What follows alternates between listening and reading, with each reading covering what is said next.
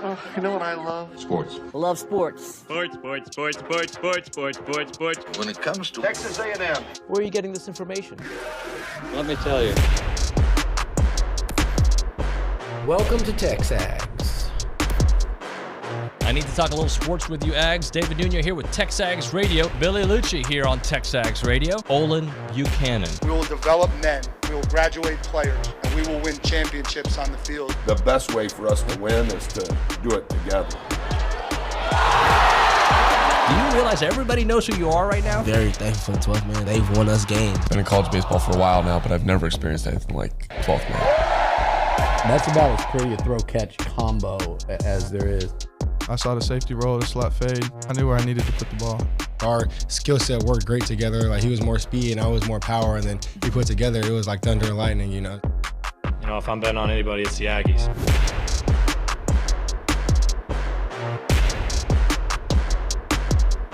All right, so the early reviews are in. I know, it's cheesy. Good things said by Michael Earley yesterday on TexAgs.com. Hopefully you checked out that interview with Ryan Brauninger and, of course, Billy Lucci. It's TexAgs Radio, presented by David Gardner's Jewelers Rollo Insurance Studio. Go Hour, presented by The Warehouse at CC Creations. David Nuño, Olin Buchanan, our Heisman Trophy voter, good friend, and co-host of the Go Hour. Hello, buddy. Hello, good morning. What's up with you? You know, not a lot. Planning a vacation, but other than that, replanning. Replanning, yeah. There's a little weather situation. Yeah, the trip to Cozumel had to be canceled. Burl. You want to live. Yeah. Something about a Category 5 hurricane just not a good idea. So we're... Isn't it? I mean, not always, but often when they say it's going to be a Category 5, it's a sunny day. And then the days you don't believe it is when it comes. Right. Yeah, I don't think we're going to risk it. Yeah. The young man drove in last night. Oh, you must have been elated. Yeah, so Quinn's home. You guys watch soccer last night? No, we did not. I heard it was an interesting game between the U.S. and how do you pronounce it? Uruguay? It comes out automatic for me. It's Uruguay, but I say Uruguay. Yeah, like it's supposed to be. I don't know. I feel like Rosalinda Perez, ABC 13. It was one of the worst officiated games I've seen in soccer, but the U.S. isn't good. I mean, they need to change the coach. But this is not a soccer show. This is a everything show. Yeah, I actually had a guy tweet me the other day. He goes, I like when you talk UFC and soccer. I'm like, you're the one. Hey, buddy. Well, I have to acknowledge begrudgingly that there's probably more interest in soccer than I'd like to admit, because of the number of people that showed up at the friendly. The friendly. It was an exhibition game a couple of weeks ago. Buddy, we're 2 years away from the World Cup, and it feels like, was it 2018 where they didn't make it? Like they're obviously in, but whatever. We can move on. Let's wait, where's the World Cup this next time? In the United States, Canada, and Mexico. It's all three? Yeah, they're doing like a group combined effort. Huh, interesting. Yeah, I probably won't watch it. But anyway. I bet you'll watch a game or two. Come on. What if I apply for credentials? OB David Nuño, go to Jerry World, and we do like a preview and a post game wrap of whoever. Yeah, Kazakhstan versus Cuba, which both of those are not in the World Cup. Well, they kick the ball a lot. You used to write about it, you said. I did. Yeah. And that's why I hate it. Because every 4 years, the Austin American Statesman made me go out to the local bar where there was a bunch of people hanging out to watch the games and write how soccer is destined to take over as the number one sport in the United States, and it never will. No. I would argue that at times it is the third sport in the United States. Really? Mm-hmm. Okay. At times. At times. Yeah, I don't think it's like a consistent thing. Well, if it's not consistent, then that's why I said at times. Yeah, okay. At like every 4 years. No, I would say that sometimes when the U.S. women are playing, not anymore. I think they've upset people, and they're also not good. But that captured America. There are times like the NBA. If you consider that the third sport, is it? I know my son loves it. Yeah. I used to love it. I mean, I loved it. I love the NFL. Well, I love the Dallas Cowboys. I love college football. Yep. I like college basketball. I like it a lot. I like it when the Aggies are good even more. But I typically only get really invested where I have to see every game, like starting in February. Yeah. If it's not my team. And then I will pay attention to a big fight? Major League Baseball. Oh. I grew up with boxing. Yeah. And Muhammad Ali and Joe Frazier, I'm that old. And now it's UFC and you got to come over and watch a fight boxing? with us sometime. It's I've great. never been invited. Yeah, I'll invite you. I usually pass out and I wake up like, the main event's about to start. But what I really care about is Texas A&M sports. Yes. Like I got so into the Texas A&M baseball this year. And you're probably even deeper right now. I am going to look into the possibility of buying season tickets next year if they're available and if they're affordable for me. Buy 2 because I just had when I went with my friend Jack invited me to come to several games. I just had a great time. I loved it. The atmosphere, yes. The team, and now you know what? A coach that wants to be here, an honest coach. I think whoever knows. Good, but he. So I should probably pull up the tweet. But Jocko, he's my guy.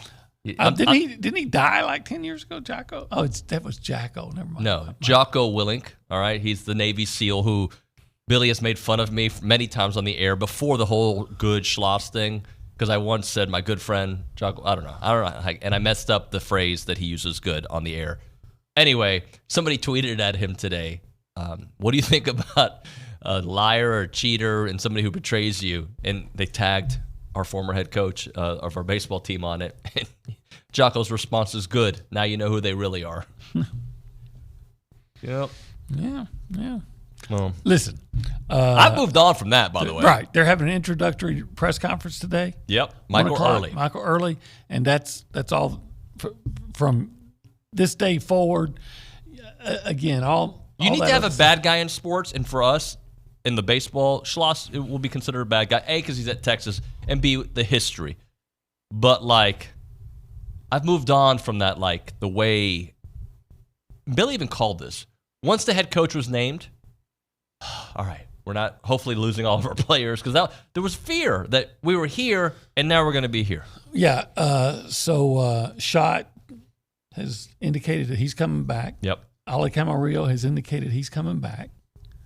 And, we're still waiting on official Ali could word. go pro still. He put a tweet out that he was coming back.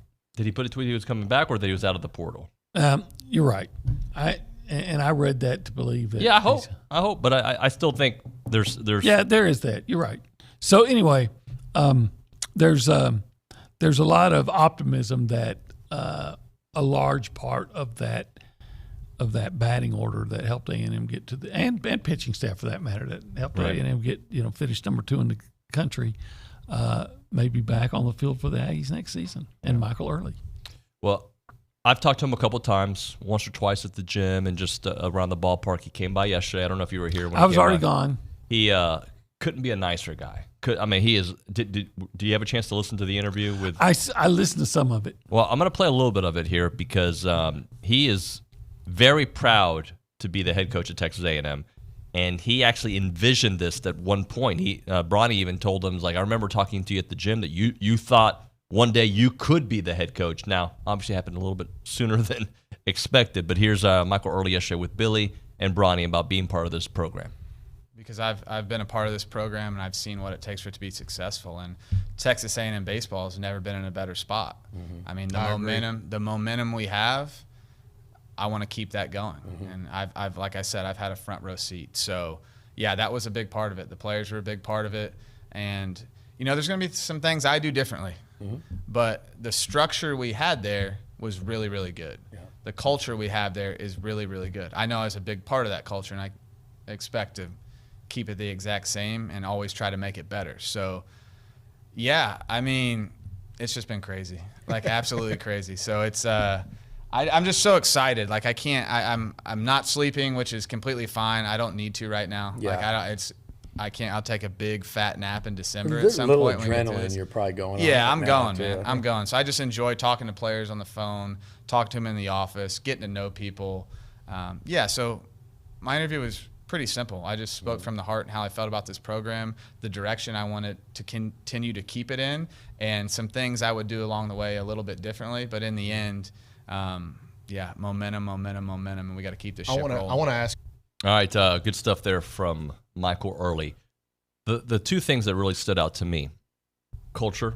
Like he admits he was a big part of it. Of course he was. You talk to the players. He set a culture. Schloss set a culture, but Michael was like really hands-on with these players, and they all had even the pitchers who you don't work directly with them. They all have this love for Mike, and then former players that didn't even know him. They can feel that.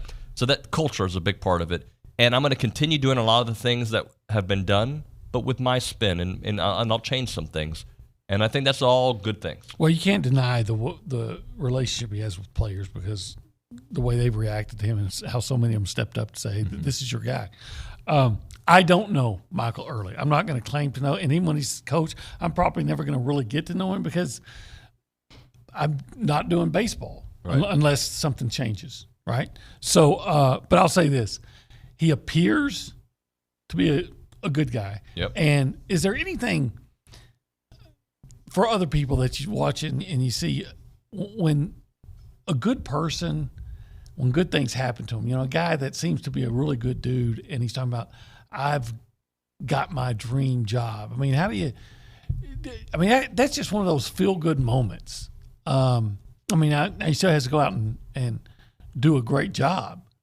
But, if you see somebody that you think's a good guy or a good person, when good things happen to them, you just celebrate that. You feel great about it. It's a good feeling, and you just hope that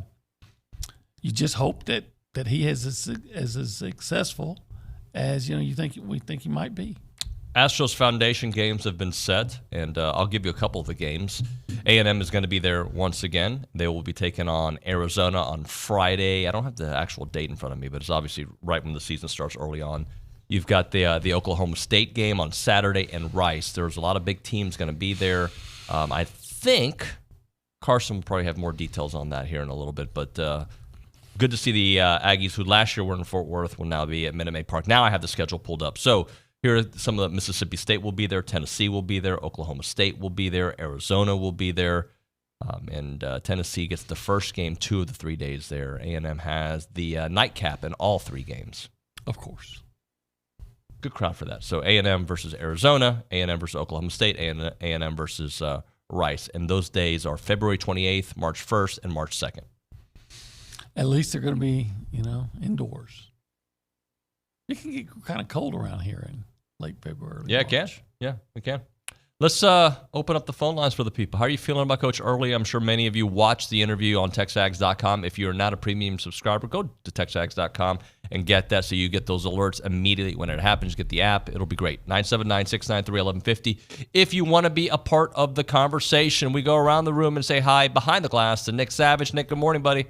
Howdy, good morning, y'all. That's not Nick. That's Luke Evangelist. Luke, I remember the time you would do the social center, but now you're management bigwig. You just don't do it anymore. Yeah, definitely a different vibe back here. Vibes are a little bit low, I can't lie. Can I get like one person to cheer? Okay, can you cheer? That's yeah, weird. it's real low around here. I think we're gonna need somebody to like inject some energy back here. Hopefully Nick and I can do that from the front row. But yeah, it's exciting to take Nick's job, and he just laughed at that. No, I'm not taking Nick's job. I'm just trying to help out. But I want to talk about Tyrese Radford making the Summer League roster for the San Antonio Spurs. He's going to be playing with one of my good friends, Harrison Ingram, who just got drafted there. Very different situation in terms of... You see the name drop he did there? Like a humble brag, like one of my good friends, Harrison Ingram. Go ahead, sorry. I'm just saying it's an exciting time to be a Spurs fan and also a Mavs fan, but we'll get to my Mavs later. But yeah, it's a different situation for Boots compared to what Quentin Jackson and Dexter Dennis have been through with the Summer League. If you've been following, Boots was not signed immediately after the draft, so he's going to really need to have a really good showing to work his way onto the G League roster and hopefully eventually on the Spurs. So he's going to have his work cut out for him, but it's nothing that he's not capable of handling.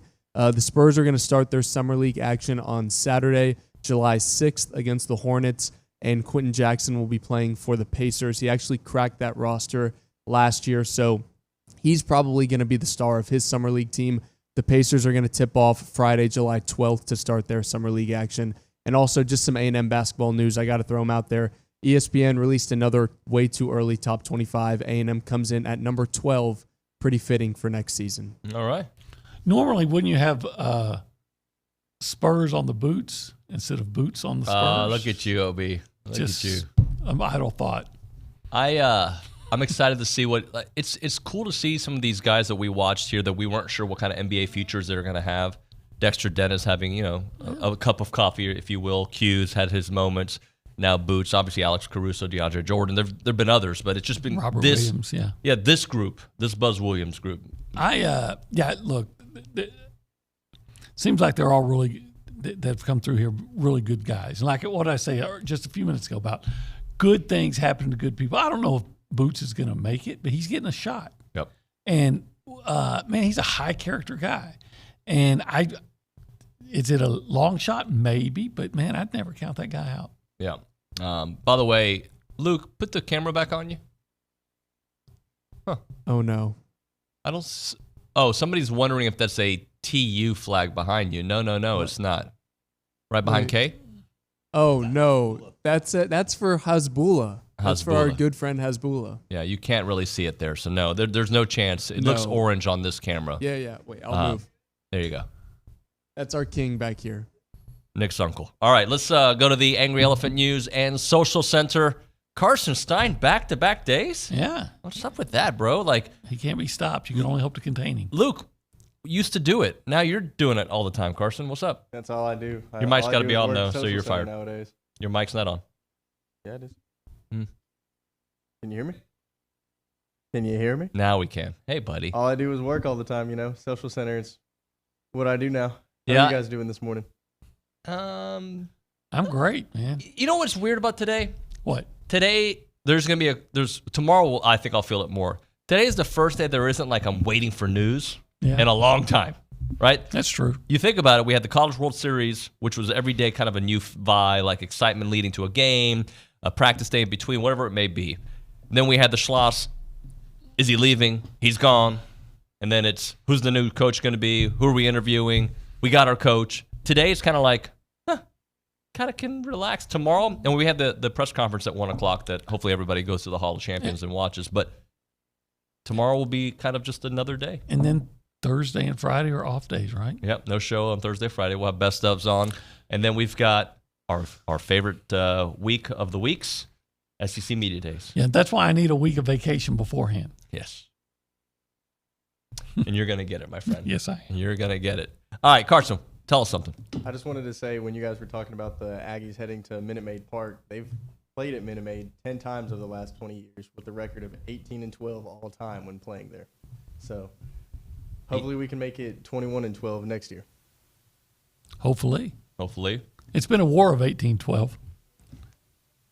I heard Luke laugh really loud in the background. He got that one. He's clapping too. What else, Carson? I just wanted to get a text message in too saying, good morning, guys. Hey, I just wanted to thank OB for going to Austin the other day and getting in the press conference and asking the tough questions. I appreciate you too, David. It's like Richard saying, it's the job. Just doing my job. Yeah. But thank you. There's been a lot of accolades recently for asking questions for doing our job. Yeah.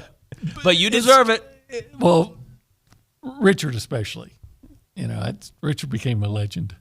The most impressive part about Richard's thing is I think he worded the question the right way. Oh, it was a very classy. Sometimes we reporters, and I fall victim of this, like you have the right thought in your head, but the way the question comes out either doesn't elicit the response that you were looking for, right? And when I say looking for, like if you phrase it a certain way, they can give you a yes/no answer. Or like, right. So you don't want to do that. You don't want to do that.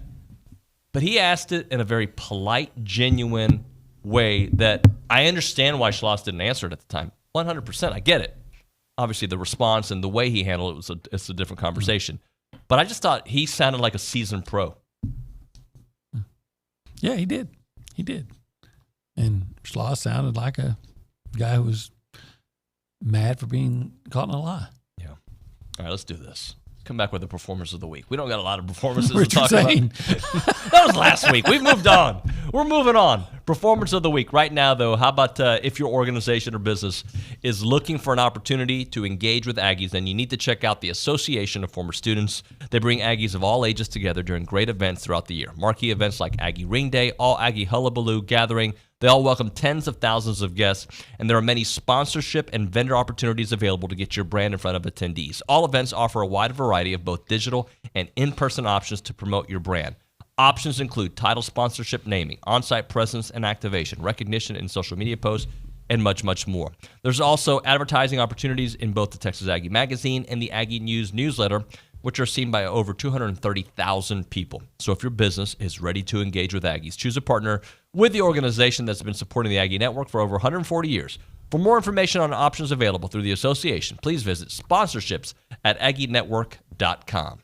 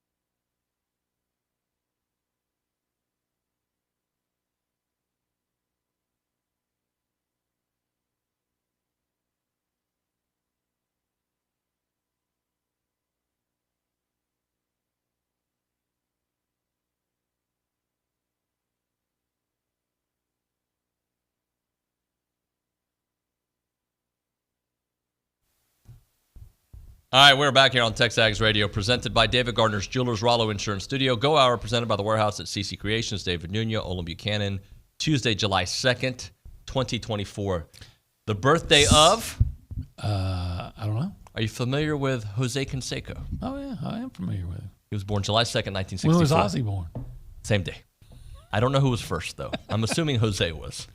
The things you remember from your youth that really don't matter. I think if I have it correctly, we are 60 days for the beginning of football season. Is that what we are?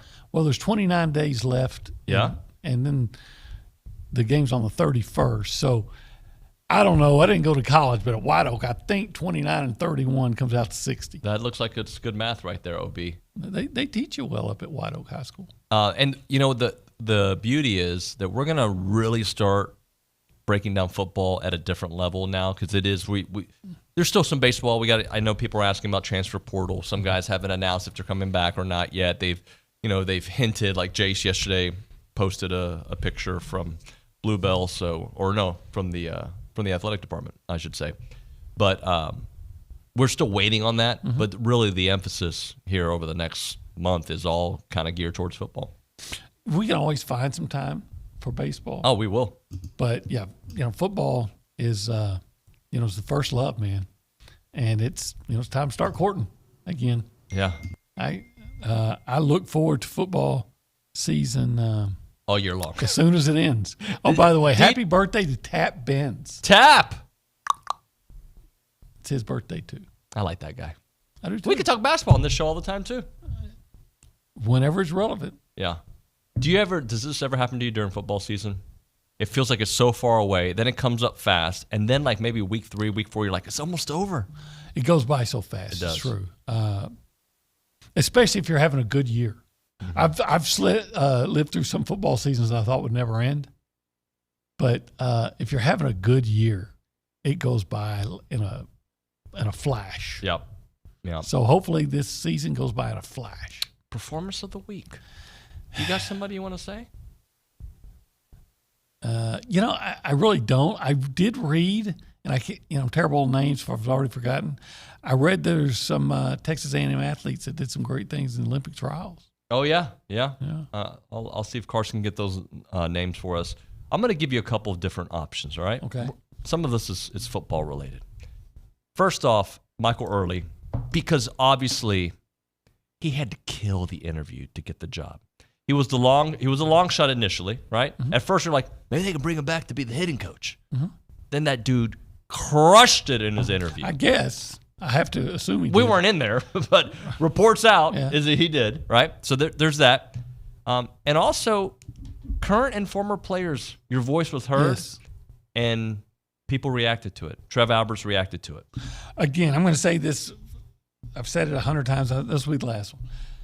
I personally would have been thrilled and would have signed off first for Tony Vitello, Kevin O'Sullivan, if you could get those guys. I think those were the and I know was it O'Connor from Virginia. I get that. I get all those. But if those 2 or 3 are not available, I would not have been mad had they made the Skip Johnson from Oklahoma the coach. I would not have been mad if the guy up at Dallas Baptist.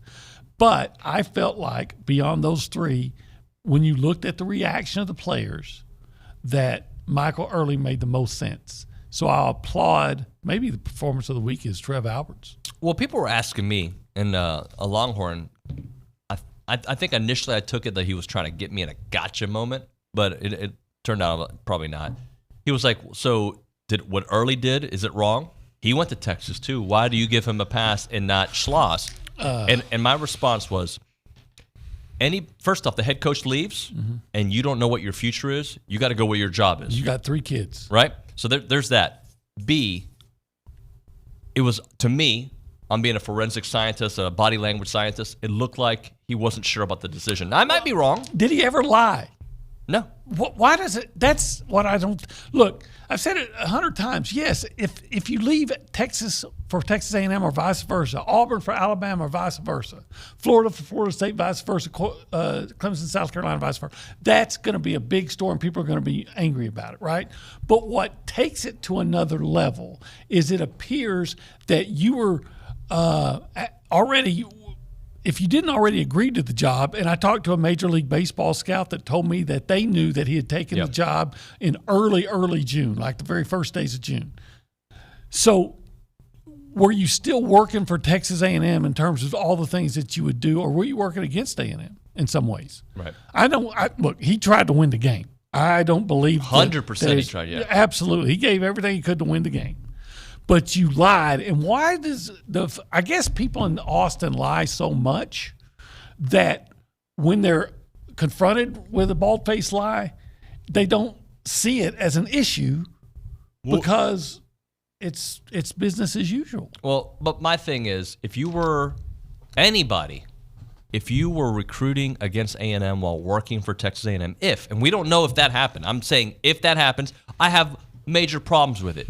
If you leave A&M for a rival, especially the University of Texas, I have problems with that. And that should be okay. Like, that is part of being a sports fan. We have bad guys. We have teams that we hate, right? Mm-hmm. In the Dallas Cowboys. If Jimmy Johnson went to the Eagles right after the championship or the Washington Redskins, you would have hated him for doing that. If Vic Schaefer had left Texas to come to A&M, they would be mad. They would be mad about it. And he's an Aggie, by the way. Right, that's what I mean. But they'd be mad. So, yeah, there's that. That's for sure. What we're saying is the level of vitriol goes beyond that because of the circumstances and the lying, and that's what they seem to have so much problem figuring out. Yeah. Michael Earley never lied about anything. Hey, I got 3 kids to feed. I got a wife to take care of. And all of a sudden, I don't know, what if they bring in another coach? It's not him, and he doesn't want to retain him. Right. So we all do things, I would think, as fathers, most of us do. Maybe this dipstick that has a problem with it doesn't. But I have made concessions and done things I don't want to do for my family to take care of them. 100%. That's what you do. I get that. 100%. Let me do one more performance of the week, because I don't even know if I believe this performance of the week. Do we give the Mavs credit for getting Klay Thompson? Depends on what he does. Yeah, look, even if it doesn't work out, I always applaud somebody for making moves to try to get better. They were in the NBA Finals. I don't know if offense was the reason they didn't win, but it'd be nice to have another weapon for them. I think Klay's past his prime, but he's a shooter. They're not going to ask him to do as much. He'll be the third option there, right? They need somebody, because here's what happened. When they got to the finals, and I know Stein over there watched it, it appeared to me what really was a difference when they getting to the finals was when Luka Doncic was going inside and then passing the ball out to the corner. In those early games, they were nailing them. And then in the Celtics, in the final, they just P.J. Washington guys just wasn't making them now. Yeah, it was that simple.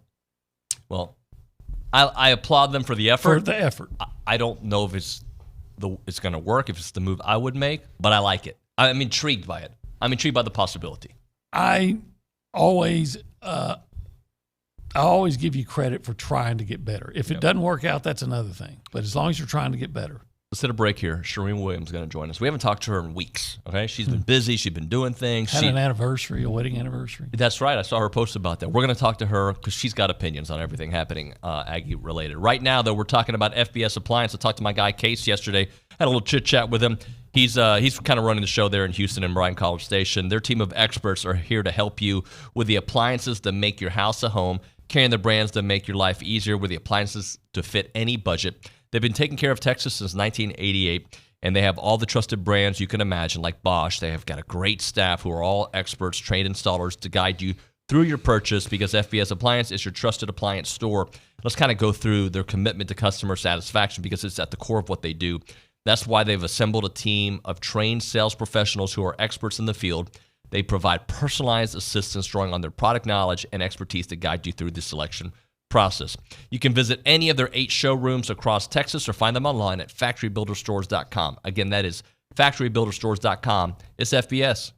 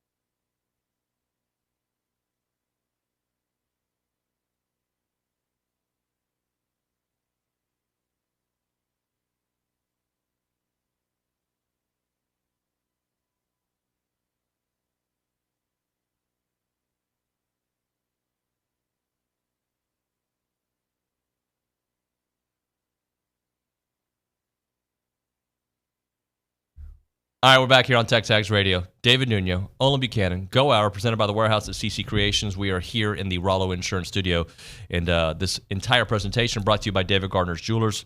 Let's go to the hotline, because I know our next guest has hot sports takes when it comes to everything A&M related. Charean Williams from Pro Football Talk, the great Aggie, the Hall of Famer, is with us this morning. Charean, good morning. Good morning. How are we doing today? We're good. I feel like we haven't spoken in weeks. It does feel like that, doesn't it? So much has happened. You just think a little over a week ago, A&M was playing for the national title, and everything that's happened since then, it just seems like it's been weeks, not a week. It's weird. It's just really weird what's happened over the last couple of weeks. Charean, take me through your emotions over the last, 8 days, including a chance to win the national championship, 2 chances to win the national championship, the press conference with Schloss, and then everything that's happened after. Man, I think like any Aggie, I think you go through every one of the emotions, from sadness and disappointment to, okay, they played great and happy they got there and what a great season, to then anger and frustration and all of those things. And now we're back to, I'm excited again. I think they've picked the right guy, and I think we're on our way. And, most of these guys look like they're going to stay, and I think we're going to have a great team in 2025, and I think it's going to be exciting. I can't wait for baseball season. I'm looking forward to football season, obviously, and I don't want to skip over basketball and everything else, soccer. I don't want to forget any of the sports, because I'm excited about all of them. And that's the thing I do want to say. I do take offense to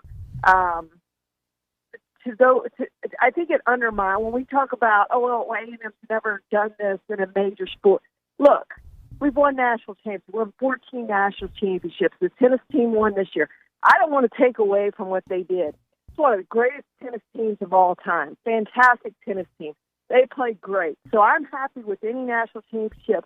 I don't want people to call them major or whatever they want to call them. A national championship is a national championship in any sport, and I'm as proud of the tennis team. I watched it. I'm as proud of them, and I had all the emotions that I was watching them win that national title over Georgia as I was watching baseball. So let's stop with the major and all that kind of junk. If you win a national championship in any sport, it's a national championship. You're the best in your sport, and I just want to send out kudos to the women's tennis team for what they did this year, because I think we've kind of forgotten about that in the midst of what baseball did, and what baseball did was great. So I kind of got off track there, but I love it. That's just a feeling I did have when I was reading some of these things on Twitter as we went through. And I do want to say, Schloss has tried to obviously give his side of the story. It doesn't matter. Like the why of this doesn't matter. It's about the how it happened. And there are ways to do things and ways not to do things. And I think it's the first time that I can remember since the bonfire in my history with A&M, the bonfire is the only time in the history of the school that everyone around the country has rallied around Texas A&M. And this is the second time. And I don't think you'll find anybody outside of Austin who didn't rally around A&M and say this was a bunch of crap. The way this was handled, what happened, having already committed to go to Texas when you're playing for a national title, it's not right. And so, the why of that doesn't make any difference to anyone except them now trying to do PR control to this whole thing, because as Schloss said, they didn't expect this to go the way it did and them to take the PR hit that they took. But they did. Nationally, ESPN, you saw Stephen A. go off on them. Everyone was on A&M's side in this, and literally that's the second time I think that I've been involved with A&M, which is a really long time, that I've seen people rally around Texas A&M, and it was good to see. And I think long run, we're going to be better off if this happens. Short run, it was a crazy week. It was a horrible week, I think, for all Aggies, but the way it turned out, I think is for the better for Texas A&M.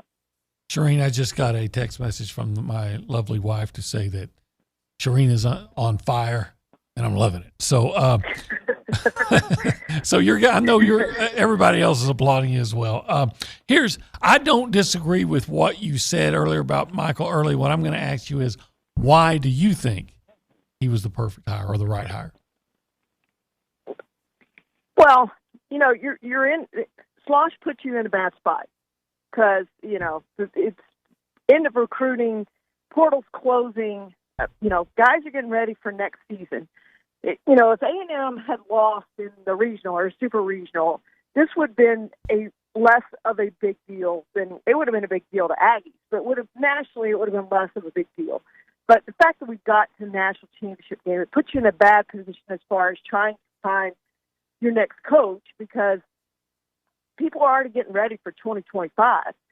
It'd be like football trying to hire a coach in January. It's Alabama had to do that, and Washington had to do that. And it puts you in a bad spot, and you got to do it in a hurry with the portal closing. So I think all those things contributed, and they went after. They made the calls to Tony B and others just to see, and I like that. I like that you had to make that call. You knew you were probably going to get turned down, but you had to make that call. He made that call. He got turned down.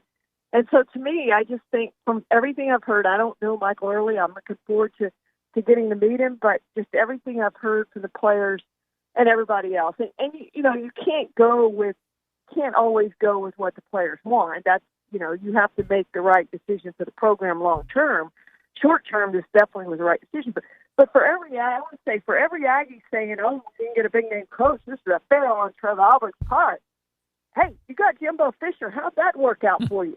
Everybody said that was a home run hire at the time. Great. We got Jimbo Fisher. He's won a national championship. He's going to win a national.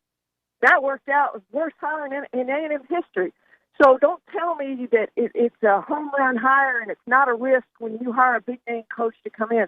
It's absolutely, any coach you hire is a risk. Any coach. Yes. That it's not going to work out. Preach. But I have a feeling this one's going to work out. Charean Williams with us here on TexAgs Radio, presented by David Gardner's Jewelers. The momentum of the program is something that I think it felt like we may have lost our way, but I do think with Early, it keeps that momentum because more than likely you're going to keep the core, and the young players that were thinking about coming to A&M all, for the most part, seem to be coming. Absolutely. And that's why I say in the short run, it's a positive hire. In the long run, we'll see. We'll see how it's going to look. Now, I think he's hired a great staff, and the fact that he has a head coach with him is I'm totally on board with that. Like I just, that made me even more that, okay, this is a good hire. He's got a guy who's been a head coach and been a head coach recently, like now been a head coach, that can steer him through some of this. That's the thing when you've never been a head coach is all the things you have to navigate that you didn't realize you had to navigate. Oh, I didn't know the head coach handled this. So now now you have a guy who can tell you, who can guide all of that. So I think that's a positive too. And really, I was going to make a point that Olin said why this was the right hire, but I just think he's going to be really positive. I know what it is. Well, I was going to say, Olin, back to your point of why this was a good hire. Mike Tomlin has a saying, Steelers head coach, and I love it. And his saying is, I want volunteers, not hostages. If Schloss didn't want to be here, that's fine. Go to Tech. Go be with your buddy. Go be where you want to be. Okay? Again, don't care about the why. It's the how you do it, and it wasn't done the right way. Go be with your buddy. That's fine. I want people who want to be here. And it's just like Mike Elko. Like, that's who I wanted from the get-go because I knew he wanted to be here. I want people who want to be here. You could tell Mike Earley was so uncomfortable in that press conference, in those pictures, at being at Texas. He wanted to be at A&M. And that's the main reason, Olin, that I'm happy with the hire. I want a guy that's not coming for the money because we have the money. We can pay a guy. We can make the guy the highest paid coach in college baseball history. That's not a question. I don't want him to be there for that reason. I want him to be there because they want to be at A&M. They want to win at A&M. They want to be there long term. And I get the feeling that is Mike Earley. He will be there as long as A&M wants him to be at A&M. And that's the guy, that's the kind of coaches that I want, coaches who want to be at A&M. And I think we have that now in most sports, and I'm thrilled about that. When you look around at every sport, I just think that these coaches are going to want to stay for as long as we want them to stay.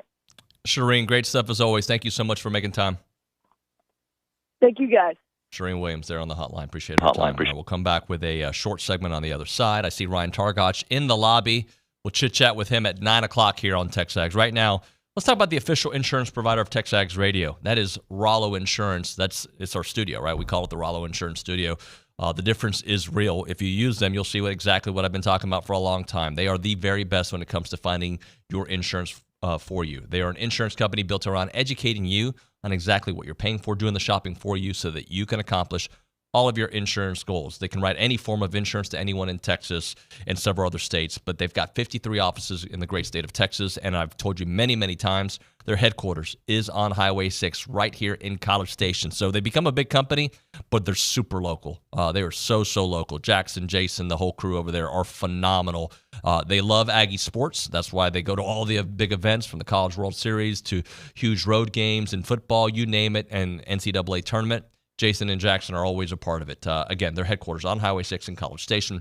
Call them up, 888-44-ROLLO, or go to ROLLOinsurance.com. That's 888-44-ROLLO, ROLLOinsurance.com.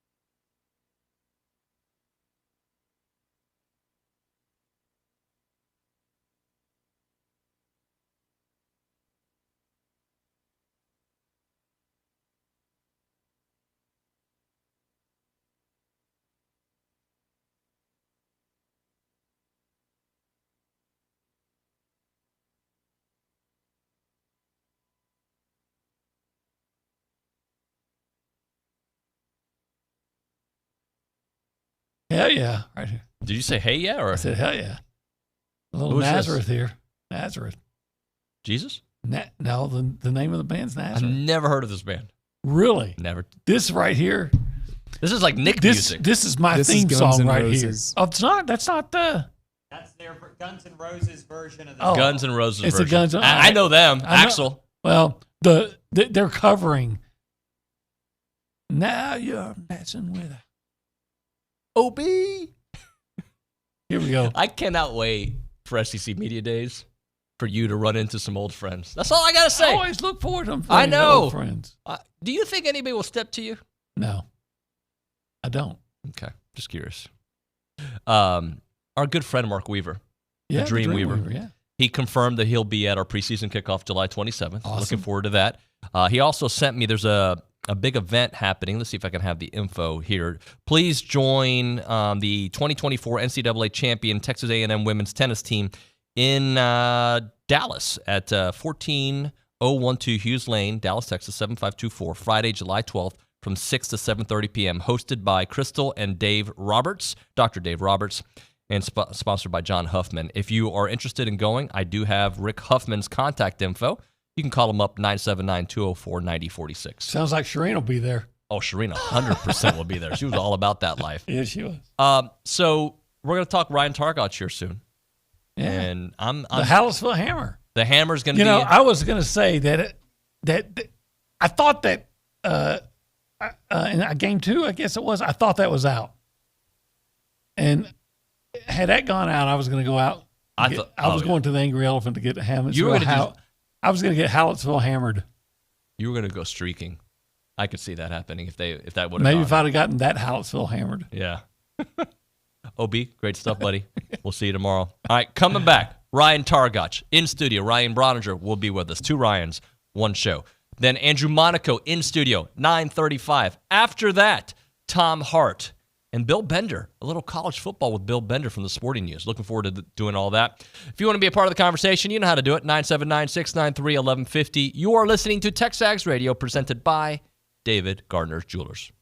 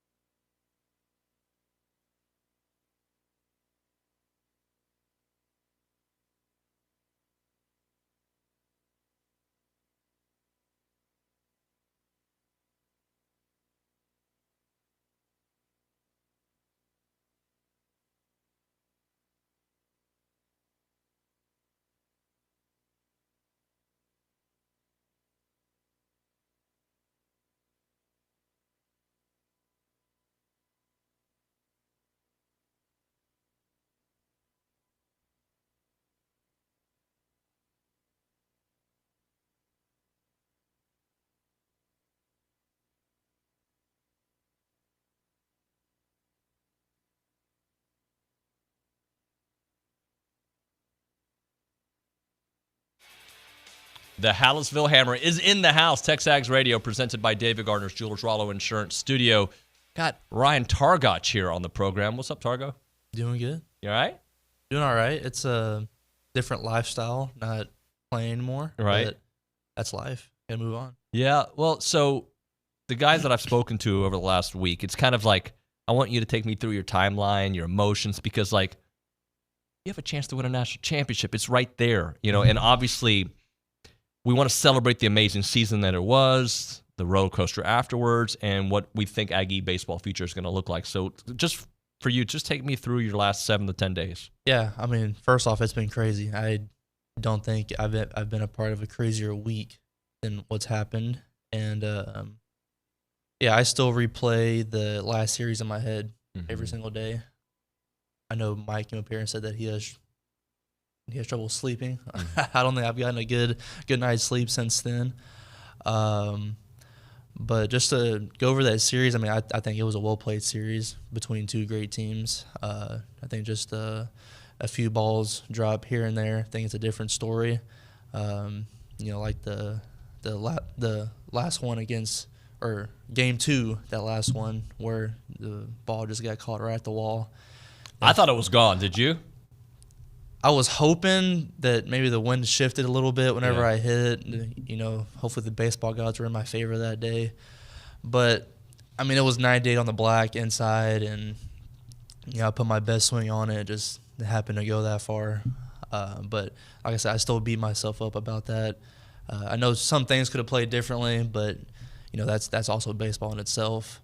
But, after that, just trying to soak in every moment with the guys, because that was my last time doing that, and I've told like the younger guys and stuff like that about you just gotta cherish and soak in each moment because it goes by in a snap of a finger. But the timeline from whenever we got back, it just seemed like a blur. Yeah, and I don't want to get too much into it, but I found out over social media and from people telling me. Were you surprised when you found out? I was. Yeah. I saw what everybody else saw about the press conference and things like that. I had in my head, there's no way stuff like that was going to happen. And us guys, we were even talking about, how we thought all that stuff on social media and all the leaks. It was like, that can't be true. But now you just can't trust what you see always on the internet and social media. But just looking back, just on like my career at A&M, I wanted to be an Aggie. Yeah, I got offered money out of high school to go to the draft. Declined it. I came here. Had a good sophomore year, played a little bit here and there my freshman year under a great coach, Childress. I've struggled a little bit the past 2 years, just had some things going on here and there, whether it be baseball or just life stuff. But I got offered money after my junior year to go in the draft. I declined it because I wanted to be an Aggie. I wanted to get my ring. I wanted to get my degree. And I just wanted to pour every little bit that I could into this program and what it stood for, the university, just the guys, the 12th man, just because how important it was to me. And I know how important it is to others.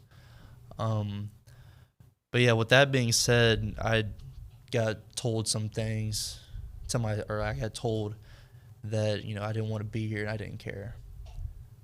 Someone told you that? Someone told me that. Okay. And just didn't sit right with me. And it still doesn't sit right with me. Someone in the program? Yes. Okay. I think we can read between the lines on the... Yes. Yeah. And, I know that... I think some injuries happened.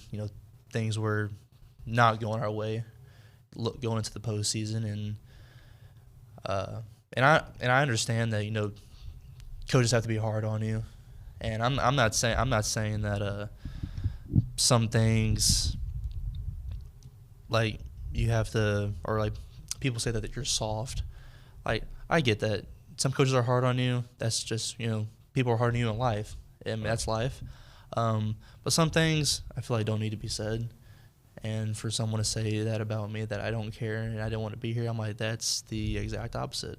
Because I've given the circumstances, I think that I invested in every single one of my teammates in the first base coach's box. And I enjoyed my time being out there, being with the guys on first base, cracking jokes, making sure they're not getting backpicked, stuff like that, make sure they're getting the signs right. But yeah, that was just, it was hard for me to hear, but you know, I was it this past year after you had already said a couple of times, like, I'm coming back, right? Like, you could have gone pro, you could have made some money, but it was so important for you to be a part of this university longer, get your degree, be a part of this team, and maybe win a national championship. Exactly. I mean, that's what you just said. I mean, that was pretty much all that I wanted, and to do it for this program and for this team. You know, I wasn't even looking for individual goals or accomplishments, stuff like that. But yeah, just got to shake it off, brush it off, and just keep moving. So let me ask you this. Did anybody have your back during all that? Somebody put their arm around you like, dude, that's just not how it is? I think a team, just a team in general, we were like that. Yeah. I mean, of course, you know, we all have our guys that we lean on, and I mean, mine was the upperclassmen. You know, and we shared experiences. You know, we've gone through adversity, not just this past year, but you know, their years prior to their prior schools, and so we just kind of bonded over that shared adversity. But then we understand that, you know, the coaches, they share their knowledge. We go through practice, they teach us things, and then kind of when the season goes on, it's all on us. And so we just kind of took what we could from what they said, and then we just played Aggie baseball. Talking to Ryan Targac here on TexAgs Radio. Ryan, let's talk about the change. We've got a new head coach now, right? Michael Earley is the guy. And I was telling you before the show, he must have killed his interview because it wasn't just the chatter from the players that would have gotten him this job. So tell me the Michael Earley that you know, the kind of personality that he is, the kind of culture you expect him to instill. Yeah, I remember the first day that I met him, and I mean, just from the first handshake, I knew that I was going to like him. I think that, you know, it's important to at least like the coach that you're going to be with for however long you're with your time being in college. But like I was telling you, you know, he's very passionate about things, and you can see it. You can see it in his eyes. You can see it in his body actions. And I'm super excited for him, super proud of him, because I know the decision and the process for him wasn't easy at all. And him and his family are so deserving of it. Really great people. And I think just by the person he is, the type of coach he was, and the coach he is now, and just his morals and values, I think this program's just headed in the right direction. So you've gone through this before. Like, you were here the summer where they went from Rob to Jim. And I don't remember how loud the locker room got about what kind of direction A&M goes, but to me it says something about this team being knocking on the door of a national championship and saying, hey, we're not done, and this guy can keep it going. Yeah, I mean, we were 7 outs away from it, from what I remember. And I know 3-4 years ago, whenever that happened, I know we were kind of like in an unknown place. You know, we were making regionals, super regionals. We had a few World Series appearances, but I think there was a gray area. There was an unknown, but I think the direction that we turned it around, and with the hire of Mike, there's no doubt in my head that, you know, that we're going to be right back there, or if not, just winning it all. Let's talk a little bit about this year in general. How frustrating was it? Because there are some amazing moments. The Arkansas series comes to mind, right? That was awesome. Yeah. Getting the 12th man, amazing. But I don't think you ever thought about being the first base coach, right? Like, no, and that was never a thought. But you embraced it because you loved this. So just kind of take me through like the frustrations of the last couple of years, just with some of your injuries and not playing to the standard that you're used to playing at. Yeah, I'll start off by just saying just embracing it. just how I kind of go about things is just, whatever role that you're in or that I'm in, you just got to just be the best at it. Like if I'm cheering my guys on from the dugout, I'm going to be the best cheerleader. Right. If I'm playing second, if I'm playing first, I'm going to try to be the best second baseman in the country, the best first baseman in the country. And yeah, it was difficult to understand, or it was difficult that I had to go through some things, and injuries was a part of it. I was dealing with a tear in my plantar fascia from my sophomore to junior year and didn't even know it. And it was hard, but I ended up getting that fixed in the fall. But it took out my whole fall pretty much. But I got to be with the guys every day, and that made up for it. Just to see them crack jokes, like I said, I mean, it's a different vibe in the locker room whenever everybody's cracking jokes and stuff like that. But I think what just kind of got me through this year, I mean, I leaned on my faith. I understand that things happen for a reason. I'm a big believer in that. And just got to trust in just God's plan.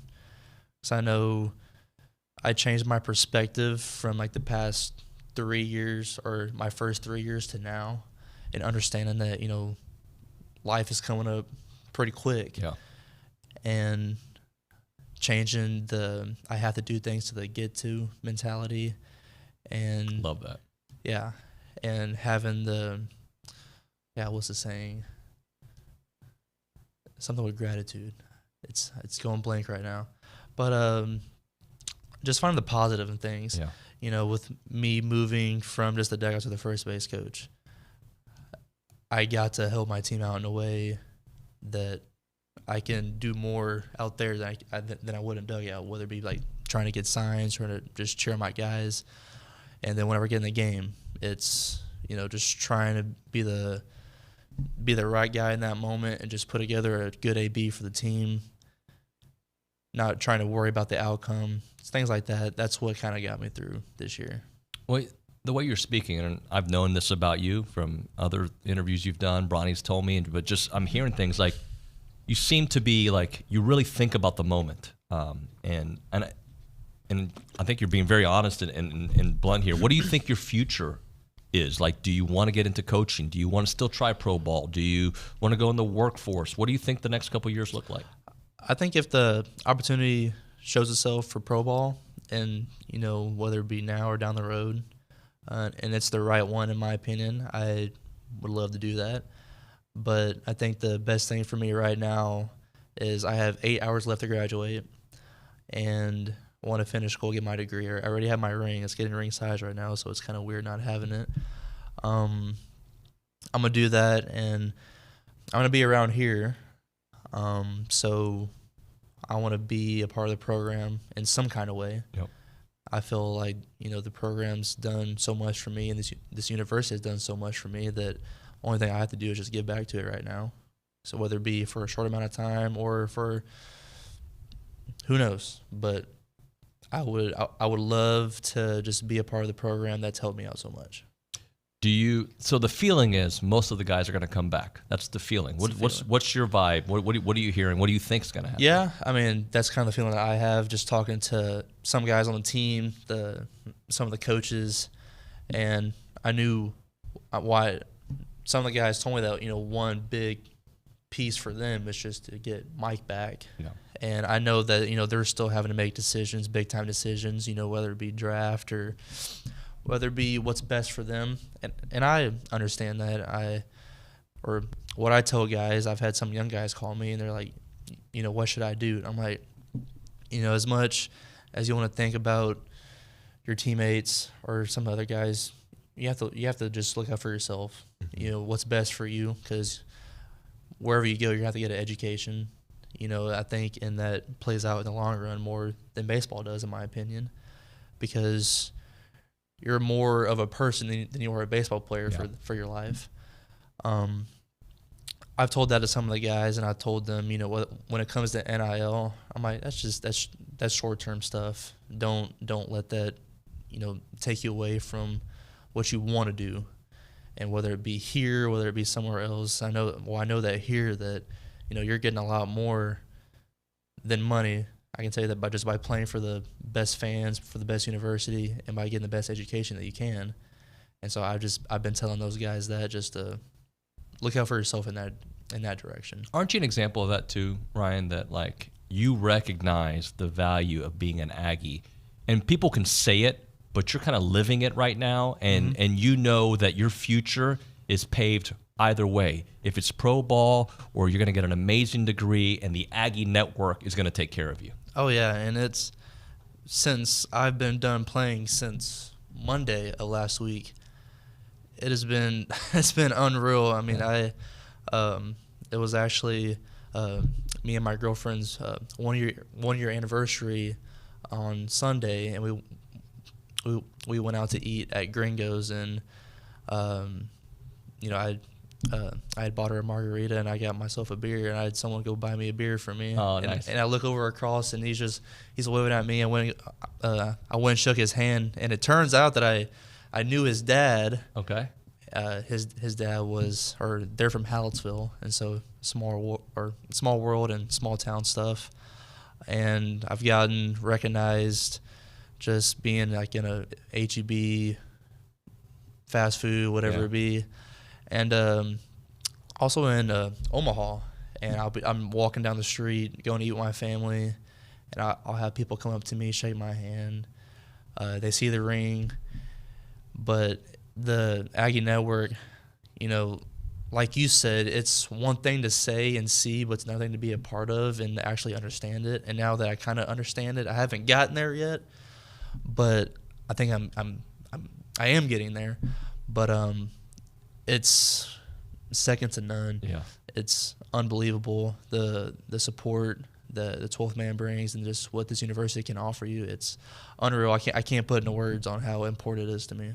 So you mentioned not having your ring and feeling weird. I don't have my rings on today either. I took a late shower and I just ran out the door to get to these, and then I feel so weird not having. I know. I always do this, and now I don't have it.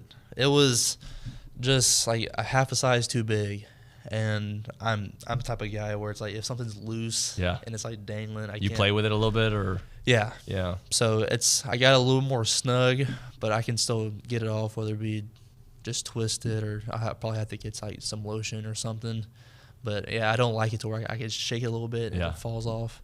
But I'm glad I got that done. Hey, I want to ask you another thing about first base, because I would think there's a lot of pressure, like baseball pressure you're probably used to, but knowing that whatever you tell the guy at first, and was that a learning process for you, like to make sure you did it the way the coaching staff wanted you to do it, and make sure that you took care of your guys? I know the first game that I was at Ole Miss, and I remember I went out there for the first time, and I was terrified.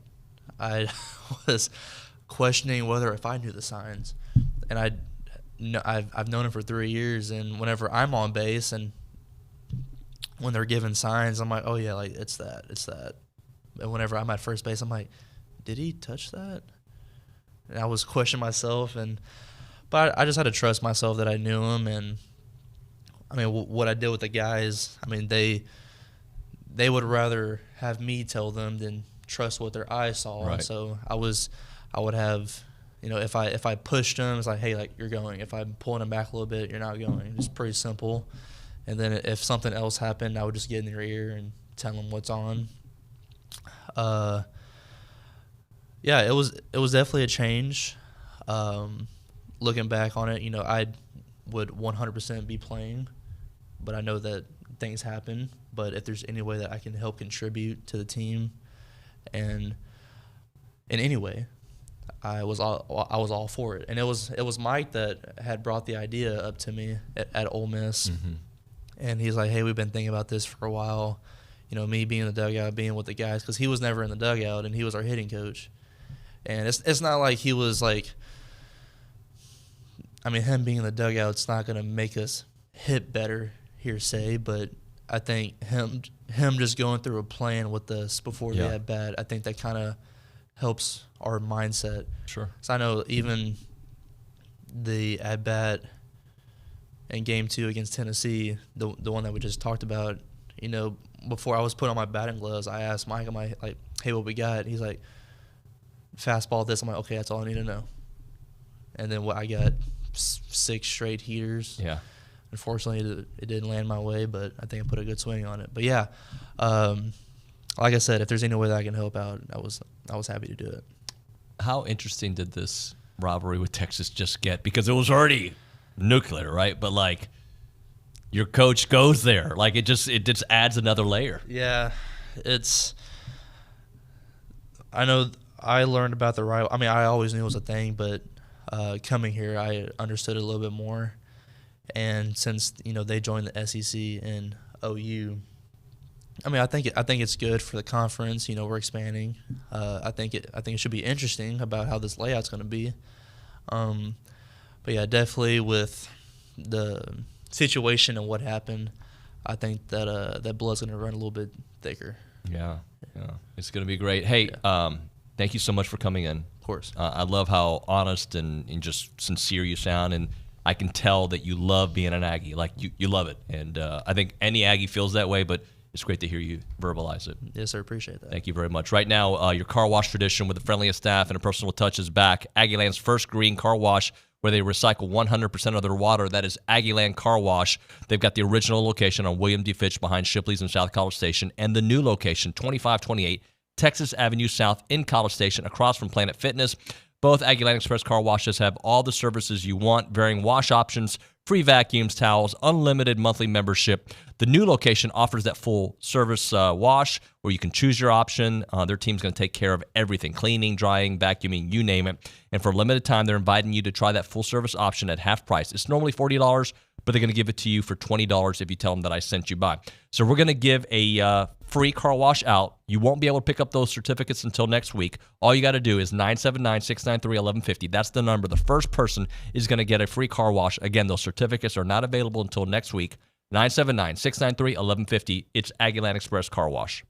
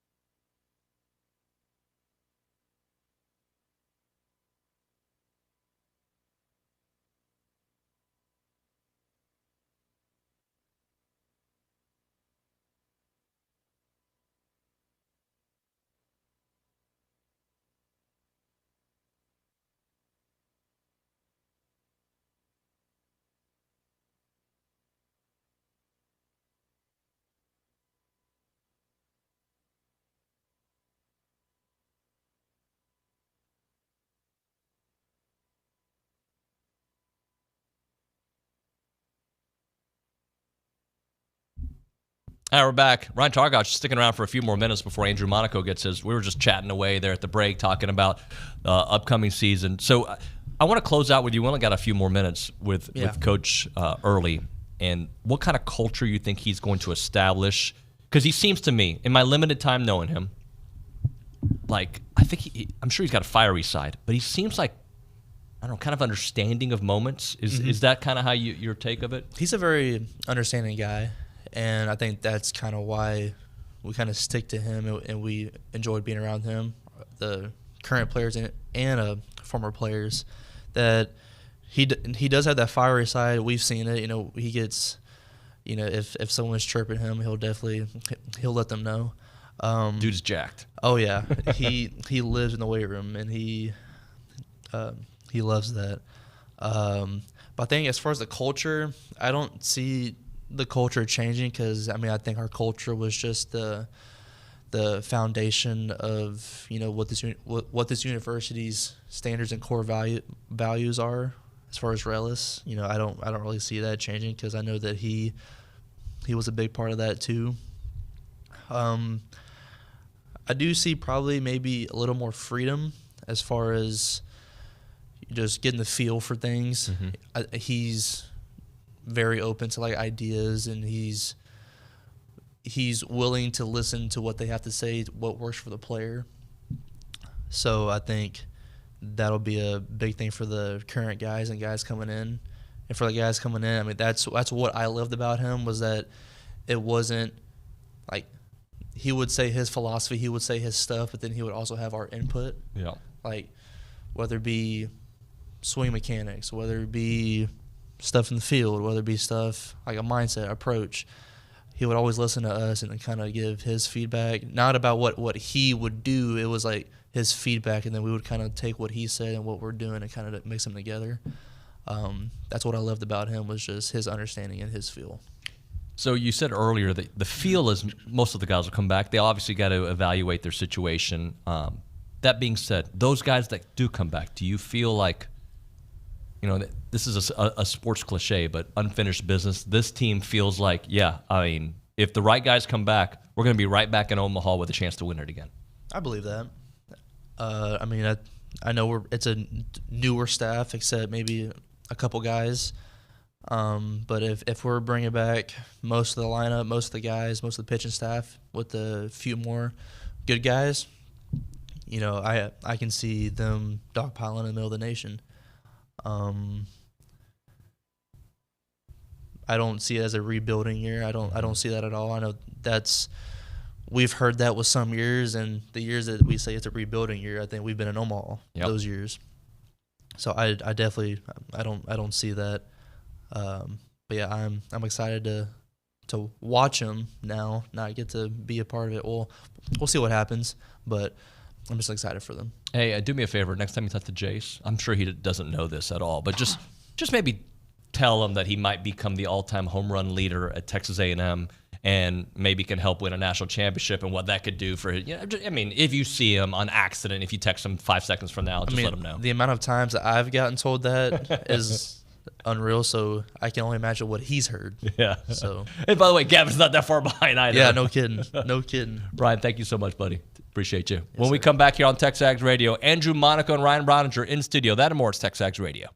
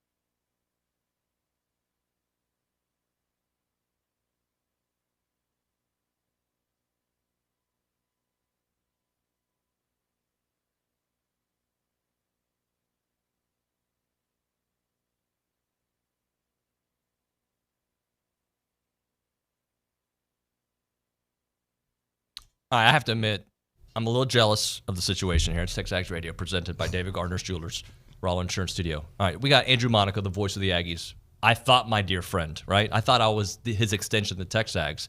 But you two have this bromance, the hug, the love that you share. Like, I'm jealous because I want that from Andrew. You want me to start hugging you whenever I come in here every day? No, I get freaking Casey Catnip with me, right? Like, that's who my radio partner is, and I love Casey. But I want Andrew Monaco. I want that. I ain't trading Bronny. I ain't trading him. Not like minor leagues, big leagues. Are you calling soccer minor leagues? Yeah, Sunday league.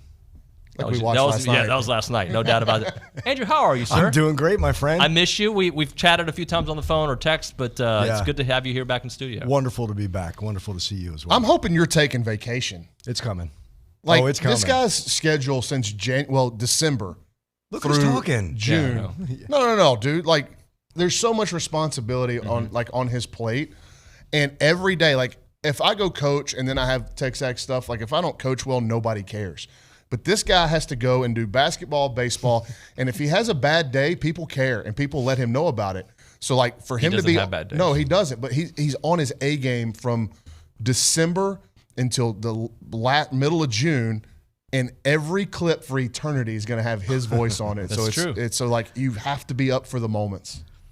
So, how's your week been, Andrew? Interesting.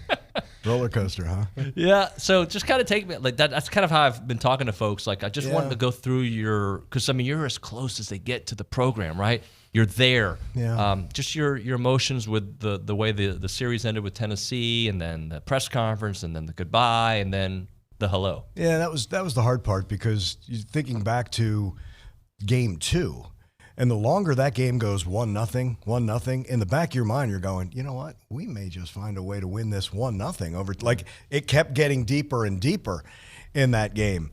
On the cusp after game 1 and a phenomenal win on Saturday, Sunday having a chance and still thinking, hey, you know what? It's down to one game. And this team does what it does all year. Mm-hmm. They are unaffected by highs and lows. Yep. And it's crushing after the 9th. To have a chance, you're not playing well. You're staring 6-1, and then to make it 6-5 and thinking this team might do exactly what they've done and find a way.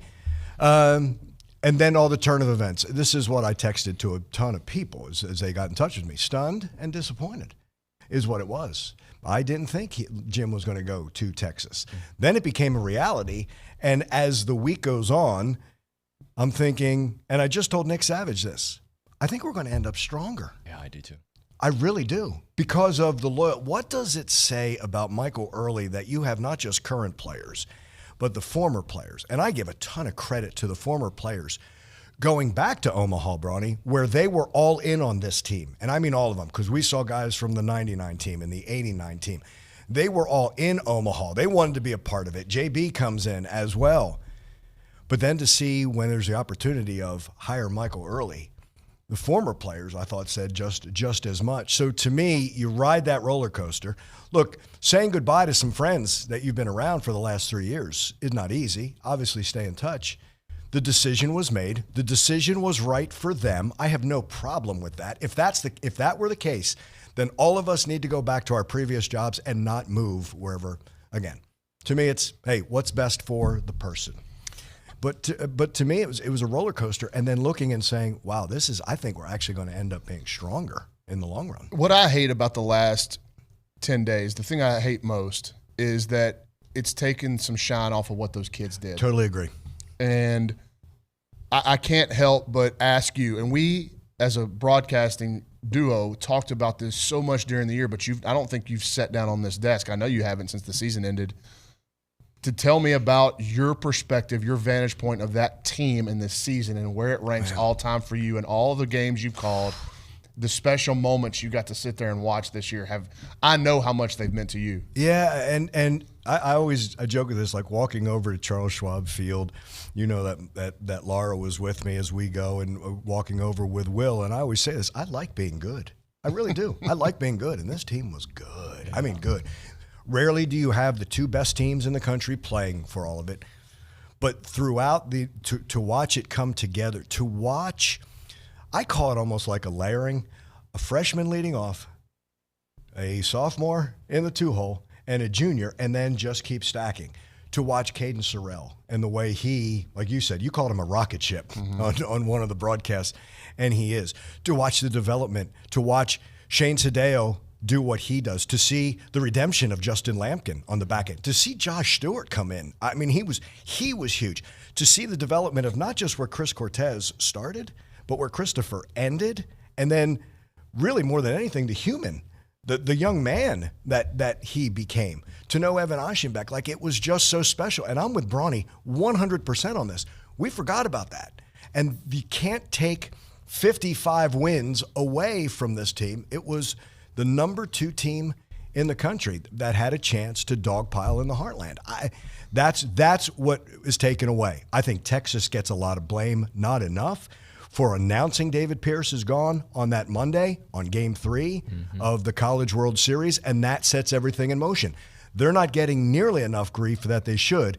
I know it is timed. I think it's absolutely ill-timed of that, and that set everything in motion and took the shine. Think about this nationwide. Tennessee's not getting the credit they deserve for winning a College World Series because of all of this. I think there needs to be more blame or discredit there. It was a disservice what they did to David Pierce, having him hang out for 2 weeks like that. Look, we knew he was a dead man walking, and that's fair or unfair. And they didn't want to have to answer all the questions for 2 weeks. Who's your next coach, this and that. But I thought that timing was really, really poor at that time. Being in Omaha, I thought it was poor at that time. Looking back, I think it's poor. Premeditated. If you look at the history, too, this is not the first time Texas has done something like that. What was it? Sark was named the head coach during the Orange Bowl or the day of the Orange Bowl. So this has happened before. Brian, no, I mean, ill-timed is the correct, I guess, the politically correct way to say it and the professional way to say it. So, and you're always a professional. During their season, Andrew and I, we had these like playful arguments. I say arguments, but like these back and forth about Kyle Field versus Bluebell Park and how I'm going to be his. I don't know if Nick knows this, but I'm not taking his spotter role, but I'm going to be sitting next to Nick on August 31st in Notre Dame because I've never taken in a game at Kyle Field from the press area. He's upset. Yeah, Nick's very upset, but he's happy. Sure. But Andrew, just the moments in Bluebell this year. How would you describe what you're sitting above it? And a lot of times we could feel the crowd affecting the game. I agree. And think of all the big weekends just in the SEC, right? So Vanderbilt weekend, Georgia.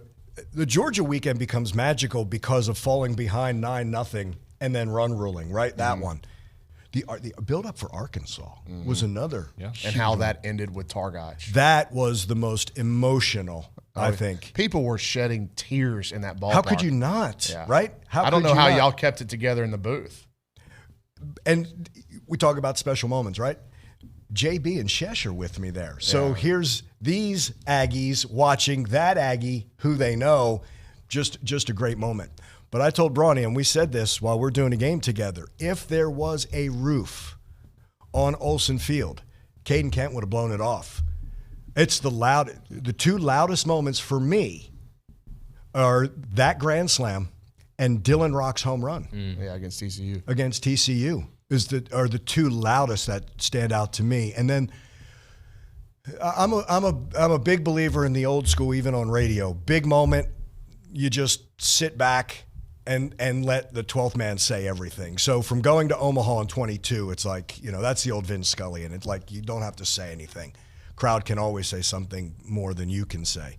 And I kind of felt that same way when we punched the ticket against Oregon. But, I mean, that was a dream inning, just an inning. And I think I tweeted out, you can have Olsen magic in the 7th inning. And that's exactly what that was. But the atmosphere, bar none, from a random Tuesday with 7,000. Sam Houston. Oh, my gosh. Are you kidding me? Electric, man.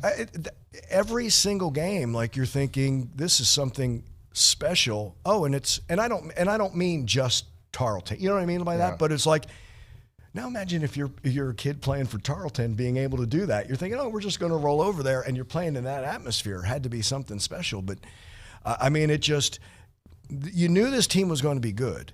So everybody was there from the beginning, and then it continued to build. It's not like it went from nothing to building. you knew that this team had a chance to be special, and they lived up to it. And I love the way that they handled being number one. Like, that didn't bother them. Like, you could see the signs of good, right? You could see that sign. Hey, we're number one. Good. Hey, we just lost 2 out of 3. Good. Like, I get all of that. And at times it is just a slogan, and at times it is just a mantra, but they just flat out lived it. And to be able to watch it and yet still grow, because as he likes to remind us, it's hard to get to Omaha. It's hard to get through a regional. You're doing something that you don't do over the course of the year. Everything's 2 out of 3, right, on a weekend. Now you're compressing everything, and you have to get through it, and you're relying on this and that. And just the number of people who came through all season long to watch the development of young players, to see who did what from freshman to sophomore. That's the joy of being able to watch something play out over the course of a season. Well, and I want to ask him too. Yeah. So Michael Earley's the head coach. I believe that you'll probably be in attendance today at the presser. In your interactions over 3 years, from your perspective, you tell us about Mike Earley and your interactions with him. If I tell you from the perspective, I have to say it from the player's perspective and how much respect that they have. And again, back to that point of the former and current players, that loyalty and how much he has helped them, and that impact that he has had with those players, I think says everything. Like, they talk about him in a different way when they talk about how they've affected them as players and then as people. They love being around Michael. And that's what I like. Like, he gets it all. For the longest time, Brawny, we were always worried about, wow, where's Michael going to go? Oh, that job's open. Yeah. Where's he going to go? What better place to be than here for the next? And he has a chance to be here for a long, long time. I think that's his intention. Man, and that's exciting. Right, because he talked about it, and Billy Lucci even brought it up. Like, the reason why Dan Campbell wasn't going to be the head coach at Texas A&M wasn't because he has any kind of disdain for Texas A&M or that he doesn't want to go coach in college. He loves A&M. Yeah. But he's so loyal to the people that gave him a shot. And I think that's what we're looking at here with Michael Earley, is that if things work out well for him here, this guy's going to stay here for a while. He's loyal, and his wife and his kids, they were just over the moon about the opportunity to stay as members of the Bryan College Station community. Think about this, as he's prepared every player for that moment, right? You're prepared. He was prepared for this moment, from the interview to knocking that out of the park. Like that, I just think he's someone special who can be here for a very long time. Watch this. Can you stick around for another segment? Stick around, David, Thank you, of course. Buddy. I appreciate that. This is our little joke that we do here. All right, Schulte Roofing Time, an award-winning roofing company that industrial, commercial, and residential services to Belleville, Brenham, College Station, Bryan, Montgomery, Navasota, San Antonio, and, of course, the Woodlands. They're home of the Bulletproof Roof Guarantee. I'll say that again. Home of the Bulletproof Roof Guarantee, the industry's absolute best roofing system, roof installation, warranty, and 100% satisfaction guarantee, or your money back. They've been around since 1994. That's why you see them all around town. You see the trucks, you see the vans all over the place. They are one of the top 100 roofing companies all around. You can call them up at 1-800-4ROOF. That number is 1-800-4ROOF, or go to schulteroofing.com. That's schulteroofing.com.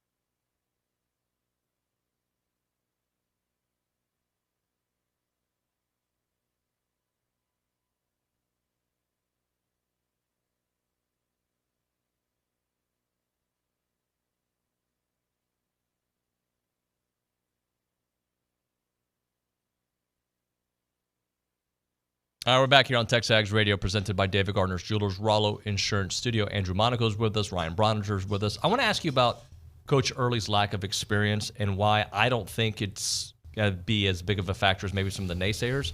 I think because this roster is what it is, and he knows this roster as well as he does, I feel like there's not going to be a lot of on-the-job learning. He knows this isn't new to me, Andrew. How do you see that? No, I feel the same way. And you look at other ones with opportunities, whether you want to say, like Missouri swung and missed at Tony Vitello, right? Probably should have hired him. Mm-hmm. Looking back, if you're Missouri. I loved what OB said about Dabo Swinney, right? Dabo was what, 7th choice for Clemson? Worked out pretty well. Position coach. Yeah, for him. So I think the trust of the players. Trust is a huge word for me for any. Look, I think trust goes both ways. I think Michael can trust his players, and I think the players trust Michael Earley. And if you don't have that, you're not going to be successful. I think with the people that he has been with, how cool would it be to Arizona State? That entire staff is now head coaches, right? At one time. So they've talked about things like this. And I think you learn from others with whom you've coached, but then you still have to be your own person. Yeah. But I think because he knows this team and will know these players, I'm not worried about that. Will there be some on-the-job training? Sure. That's going to be for every head coach and manager. They all have to do that. At what point in every facet of life, how do you go from non-experienced to experienced, right? You got to do it. Absolutely. At some point, somebody took a chance on Kevin O'Sullivan. Yep. Somebody took a chance on Tony Vitello. Somebody took a chance on Tim Corbin, Eric Bakich. All these guys nationally that are running elite baseball programs across the country, at some point, somebody took a chance on them. And Trev Alberts, and this is one of the bigger points, you don't think Trev Alberts, an alpha dog male on the football field, a first-round draft pick, and General Mark Welsh, who was a former general in the Air Force, you think they are just going to do things on happenstance? Right. And just good sounds feels? Like a good idea. No, that ain't how this went down, man. No, I'm excited about it. I'm excited. Look, I've been around experienced managers who, after games that they have won, said I'd managed poorly and we still won. That's not a shot at Mike. I'm just saying that's the game of baseball. I think that trust that he's going to have in the players and their trust in him will go a long way.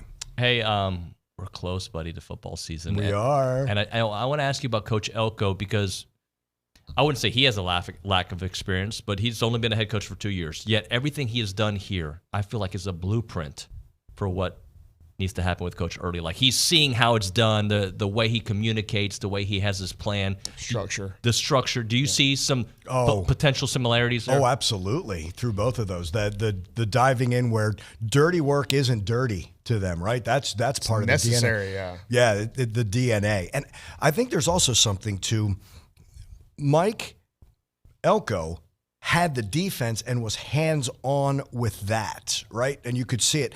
And as I told you before, that permeated not just on the defensive side of the Coolidge practice fields.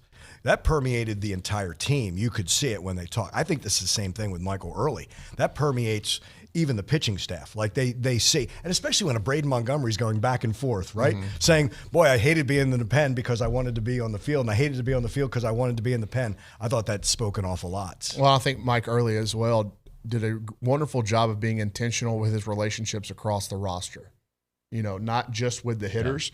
And you've seen the response of the pitching staff, you know, in regards to this news. And so I do like the Mike Elko and Mike Earley comparisons. I'd be really interested to see, you know, I know Coach Elko's out on the road watching his son play summer baseball and spending some time with his family, as he should. But when he gets back to College Station, I would imagine that a meeting between those two is going to happen. And knowing Mike Elko the way I do, I bet he's going to say, hey, man, like, I'm about to get busy, but if you need something, call me. I totally agree with that. Yeah. I totally agree. Because Mike Elko sets the tone for all the coaches. Let's be fair. That's the way football coaches are on universities. And if he's setting the tone, man, we've always talked about the quality of coaches on this campus, right? I think Michael Earley just adds to that quality.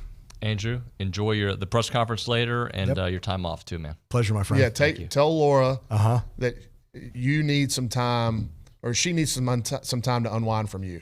Okay, I'm telling Laura that. Okay, deal. So she needs to maybe go on a vacation by herself and leave you here to work while she's on vacation. You got it, my friend. Appreciate you both. Thank you very absolutely. much. When we come back, Tom Hart, SEC Network. That and more. It's TexAgs Radio.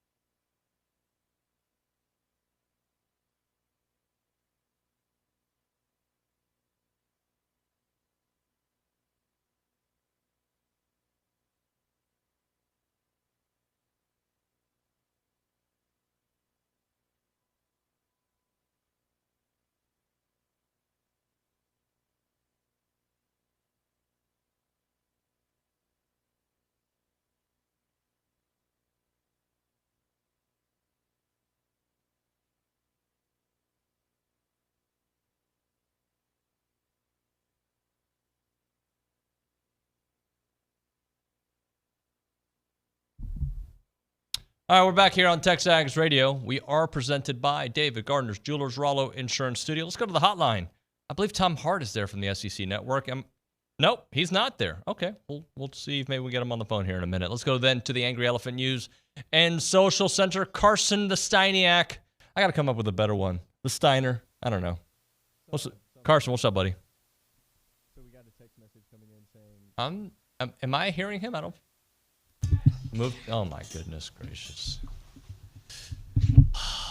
The show was so good. I mean, we had Andrew Monaco.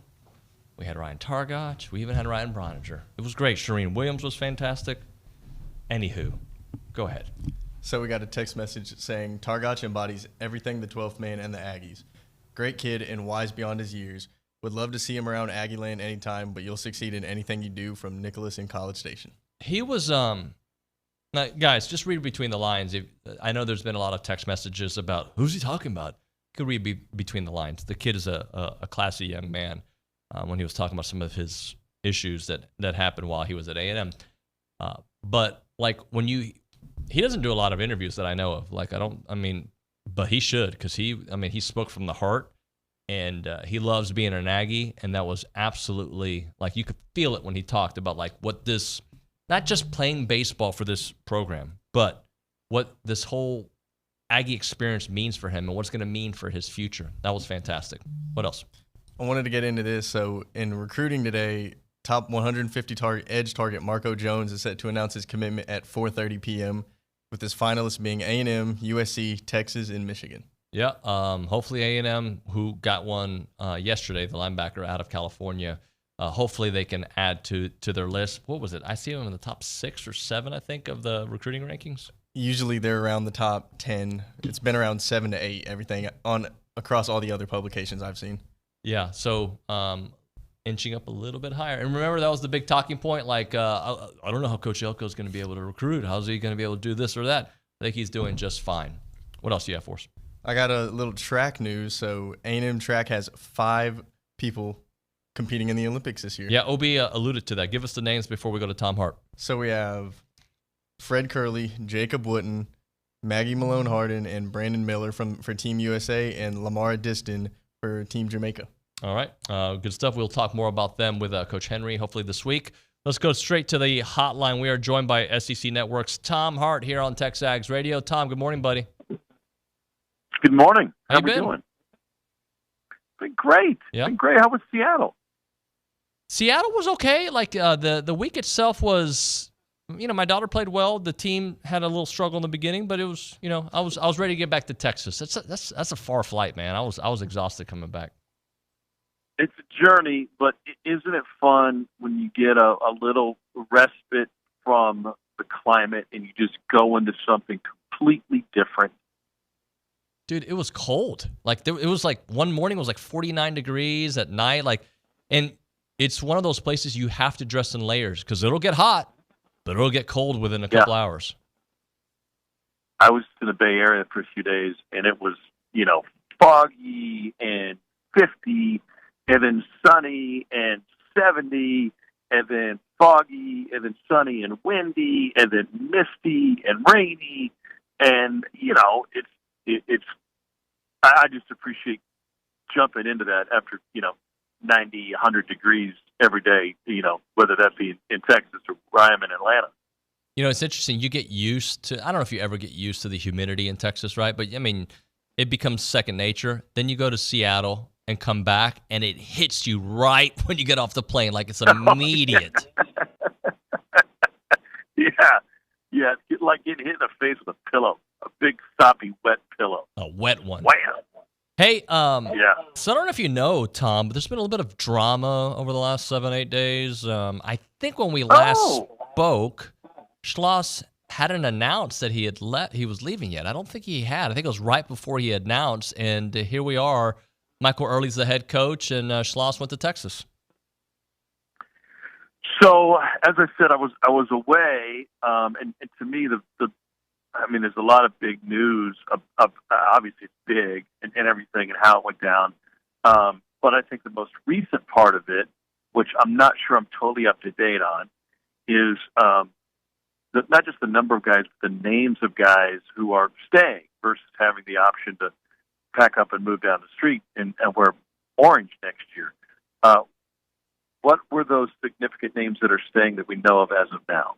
Well, I mean, significant names that have announced, Shane Sadeo, Hayden Schott. We're still waiting on the big guys like Jace and Gavin Grohovic, but there's been a feeling that they're going to stick around. Like I think the feeling is most of these guys will stick around.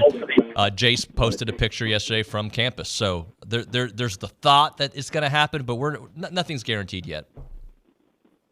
Yeah, Jace he's a superstar, and Gavin will probably be as well. I just feel like there's more of a track record with Jace, somebody that we're going to be watching as a first-round pick, and maybe one of the top picks in the draft. If you hang on to talent like that, it takes away some of the sting of how everything went down. It won't erase it by any means. But man, what a huge win that would be for Early if he can get those guys to stay. Have you had any encounters with Michael? Not a ton. I'm thinking about it. I met him and was around the staff a lot. And Schloss always bragged on him about what he brought to the table, and obviously what the guys have said. I mean, listen, that is a big leap to just a couple of years ago, and you don't usually see an ascension like this to go from being volunteer assistant just a couple of years ago at Arizona State, a few years ago I should say, to now being the head coach of a team coming off of an incredible run and with so much talent and expectations through the roof. Where does he stand on the staff? The latest was, I know Kendall Rogers was writing about he expected perhaps a sitting Power 5 head coach would join him as his number one assistant. Has that been announced yet? Yeah, Jason Kelly, pitching coach, who was the head coach at Washington, is joining him.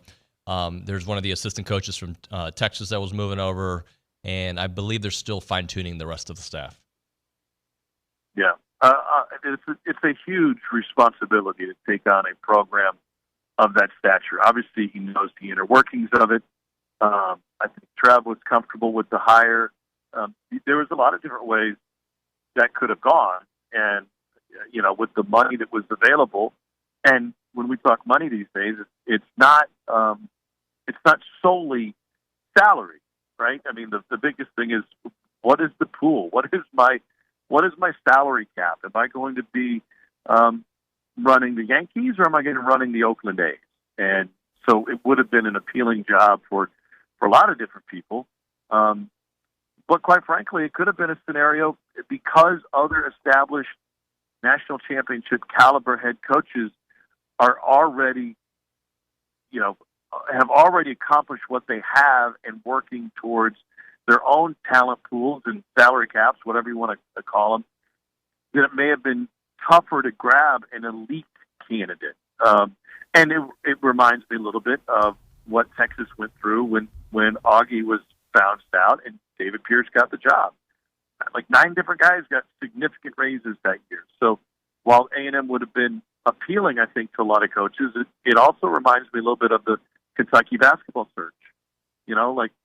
Okay, well, if we're going to get turned down by a couple of guys, let's go with somebody we know wants it and knows the product that they're dealing with and can hit the ground running, and most importantly, retain some of the talent we already have here, so you don't have to worry about going out and overpaying for new guys from elsewhere. Tom, I think you're a psychic and a poet. About 5 minutes ago, you asked me who's announced, and I said, there's still TBDs. In that exact second, Gavin Grohovic put on Instagram, "Staying where I belong. The show must go on. Gig 'em. # early era." Wow. What a huge win. Huge win for the program. I mean, that's monster. Nothing will take the initial sting out of how it went down and the timing of it, and the fact that the guy went to a rival, the rival. But man, oh man, that is that is a huge advantage now. Tom, do you remember when you heard that it was possible that Schloss would leave? Like, maybe it was behind the scenes. Like, was it months ago? Was it recently? When you kind of started hearing, oh, this is maybe a thing? Well, just to be totally transparent, I never asked him about it, even though, there's a group of us, and I've talked about this before, like me and Kyle Peterson and Billy showed up. We went to dinner at the Republic with Schloss and Olin, and you talked about a lot of things in the landscape of college baseball and a lot of things that were happening in the league at the time. And at that time, it was already thought that David Pierce was going to be out. But I never asked him directly. I feel like that's something that, first of all, I'm not a reporter. I'm not digging for news. And if I would have had any information, I would have been uncomfortable with it anyway, right? I don't need to know that until it's known. But I always knew he would be a viable candidate. In fact, I'll give you a good example. I talked to Ross Bjork at the NIT. So that was late March. And Ross and I were just shooting the bull. And I said, hey, what do you think happens? I said, here's a theory. I said, what if the Texas job opens? What does Del Conte do? Like, who's his first call? And Ross and I both discussed it. Just the guy's talking, and he's like, Schloss has already worked for him. That's the first. Even if he doesn't say yes, that's the first call as an athletic director you have to make, especially if he has a great season, and they're having a great season. So I think that was probably now. Listen, to be clear, that wasn't either one of us knowing anything. It was just, hey, as an athletic director, what is the step? What would the step be? Well, this would be the obvious step because of their history. So that was, that was March. The job wasn't open. No one was sure the job was going to come open, but there are already whispers about it and thoughts that, people weren't happy. Talking to Tom Hart here on TexAgs Radio, presented by David Gardner's Jewelers. All right, let's kind of talk about the future. So this A&M program feels like you're going to keep your core unit. We talked about Gavin coming back and some others. Some other guys are going to look at what their MLB draft prospects are, and they could come back. They may go. But it feels to me that Early's walking into a heck of a situation with a ready-made roster and guys that are already believing him and trusting him. Yes, and what I would add to that is, and I don't know the status of the incoming recruiting class, but somebody who has now been involved in getting those guys to come to campus, that is also a big part of relationship building. I've already been in recruiting. I've already met the family. You've committed to this program, and yes, we have a different head coach, and our main assistant has left with them, and our pitching coach has left, but I have a relationship with you, and so we should still be just as appealing. And a lot of, and I'm not intimately familiar with all of the commitments, you're still asking people and candidates to turn down the professional rank, getting started on the money, because as we all know, there's still money available and plenty of it in the college game. And from what I understand, the commitment to that pool is significant on the Texas A&M side, like among the best in the country. Does that mean it's among the best in the SEC? No, and that still is a massive hill to climb. That being said, you know who you're competing against. So, yeah, who can you convince? Who's staying? Who can you convince to show up and turn down the draft? And that depends largely on what major league teams do with their picks. And then how do you fill in those other holes around those guys? And where do you find that talent? And there will be another massive exodus of elite talent from the other conferences into the SEC. It's turned into a funnel now, and a big part of that is the financial, the resources that SEC baseball has that these other programs just don't have, and they're not committed to. Tom, we are looking forward, even though I was in the beginning not all about it, but Texas OU are now officially in the conference. Just when you think about what they bring, and now that it's official, it's been such a slow wait to get them officially in, and now they are here. And I feel like it's been more of a celebration of Texas, where Oklahoma is bringing more conference championships, at least on the football side, than Texas. Just your thoughts on the new beginnings that are officially here as of yesterday. Well, and I think the Texas part of it is based on the expectations for this year. And what Sark did, we had their bowl game a couple of years ago in the Alamo Bowl, while this move had been announced but was still years away. And we had a frank discussion with him about how he prepared for the SEC. And he said, I knew from the jump what we needed to be on both lines. And so what we had was more than adequate to win games in the Big 12, and especially from a skill position standpoint. The quarterback, Quinn Ewers at the time, he had actually been committed, or they'd gotten him in prior to that. They were in on Arch. Their wide receivers have been sensational. But Stark said, listen, I told my guys, that's a fine and dandy, and we're going to need to keep that caliber of player on the offensive side of the ball from a skill position standpoint, but we have to get bigger in the trenches on both sides. So Texas really built into this years out and did a really good job of building to that point. And I think the reason that there's more talk about Texas right now is because of the questions around Oklahoma's football program, where Texas seems certainly to be on the upswing for a lot of different reasons. I think it strengthens the conference in so many different ways, but the biggest part of it is you added two teams, and you didn't have to take somebody that you weren't really excited about. You didn't have to take a question mark.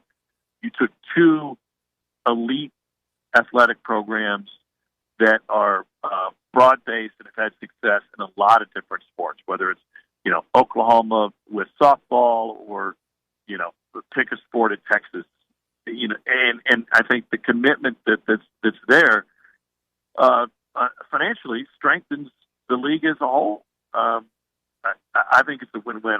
I'm excited. I was actually in Stillwater, but spending time in Oklahoma for one of the regionals has me excited about adding a state, adding a little bit of travel. Norman's a cool town, and it's kind of bringing a stronger position into the fold. It's not very often, not a whole lot of leagues get to do that. Think of where the ACC is right now. Not only did they borrow more travel, but really, what is Cal bringing to the table? What is SMU bringing to the table? The teams that Big 12 has added over the years, UCF, Cincinnati.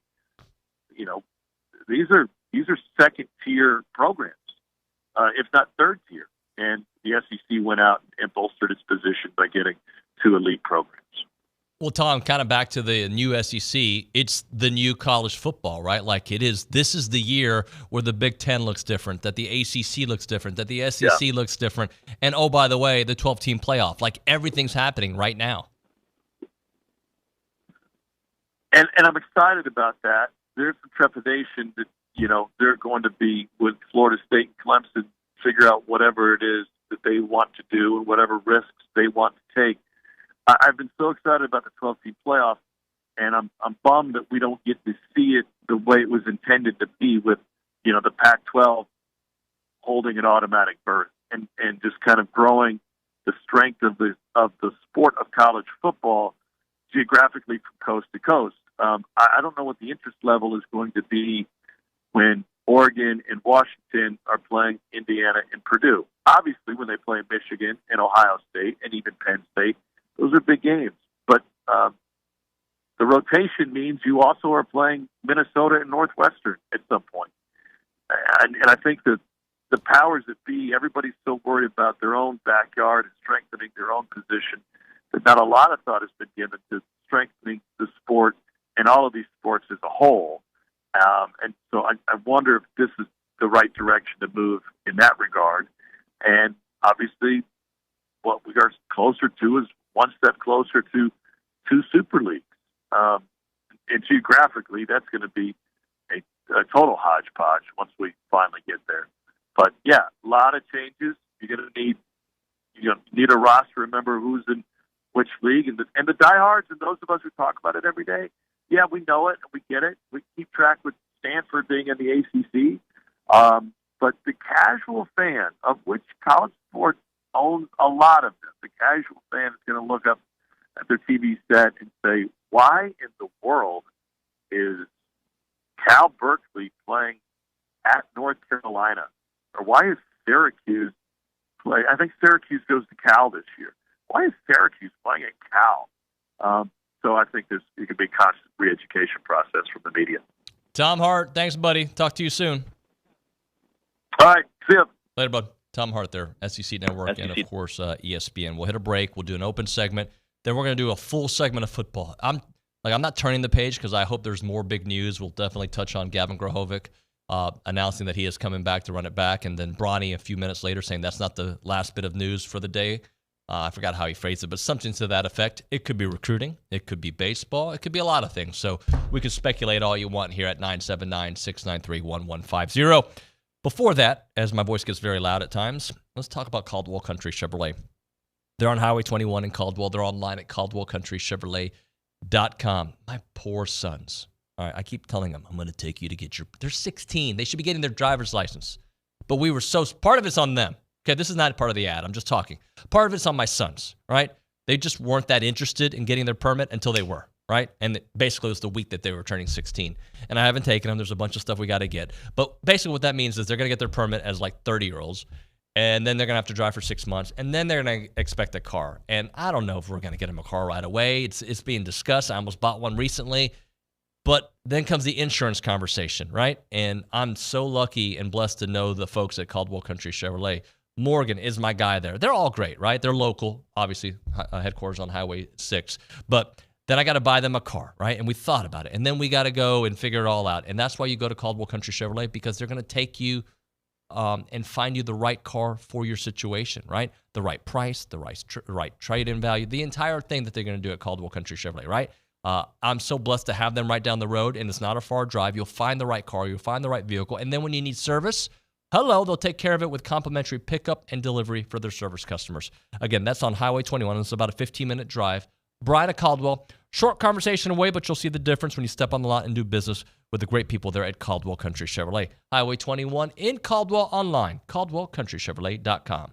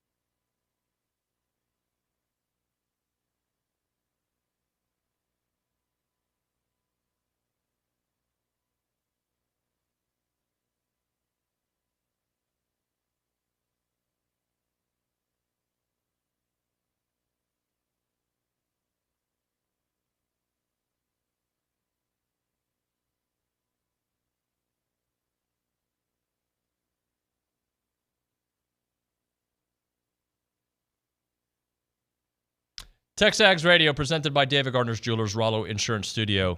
But as I mentioned, this is presented by David Gardner's Jewelers, and they want to remind you for big anniversaries or big celebrations, you need to reach out to the good people there at David Gardner's Jewelers. What a better way to commemorate another wonderful event together or a year together than a timeless piece of jewelry designed exclusively for the one that you love. They've been around for over 40 years, and they're the best when it comes to the jeweling industry. Their entire team is dedicated to excellence and exceptional quality, ensuring the anniversary gift will be treasured for a lifetime. Go visit them at David Gardner's Jewelers, davidgardnersjewelers.com. I do, before I get to some text messages, want to hear from Coach Earley. So a couple of the sound bites that we didn't run earlier that I wanted to get into. I'd like to hear from him on recruiting, because you get penalized, and Bronny's talked about it for a long time on this show. You get penalized for doing great when it comes to the portal and recruiting, because you're playing all season and you're going deep into June, and other teams that lost early have chances to talk to kids, have them visit campus while you're in Omaha. And that sounds great. It's a great advertising piece.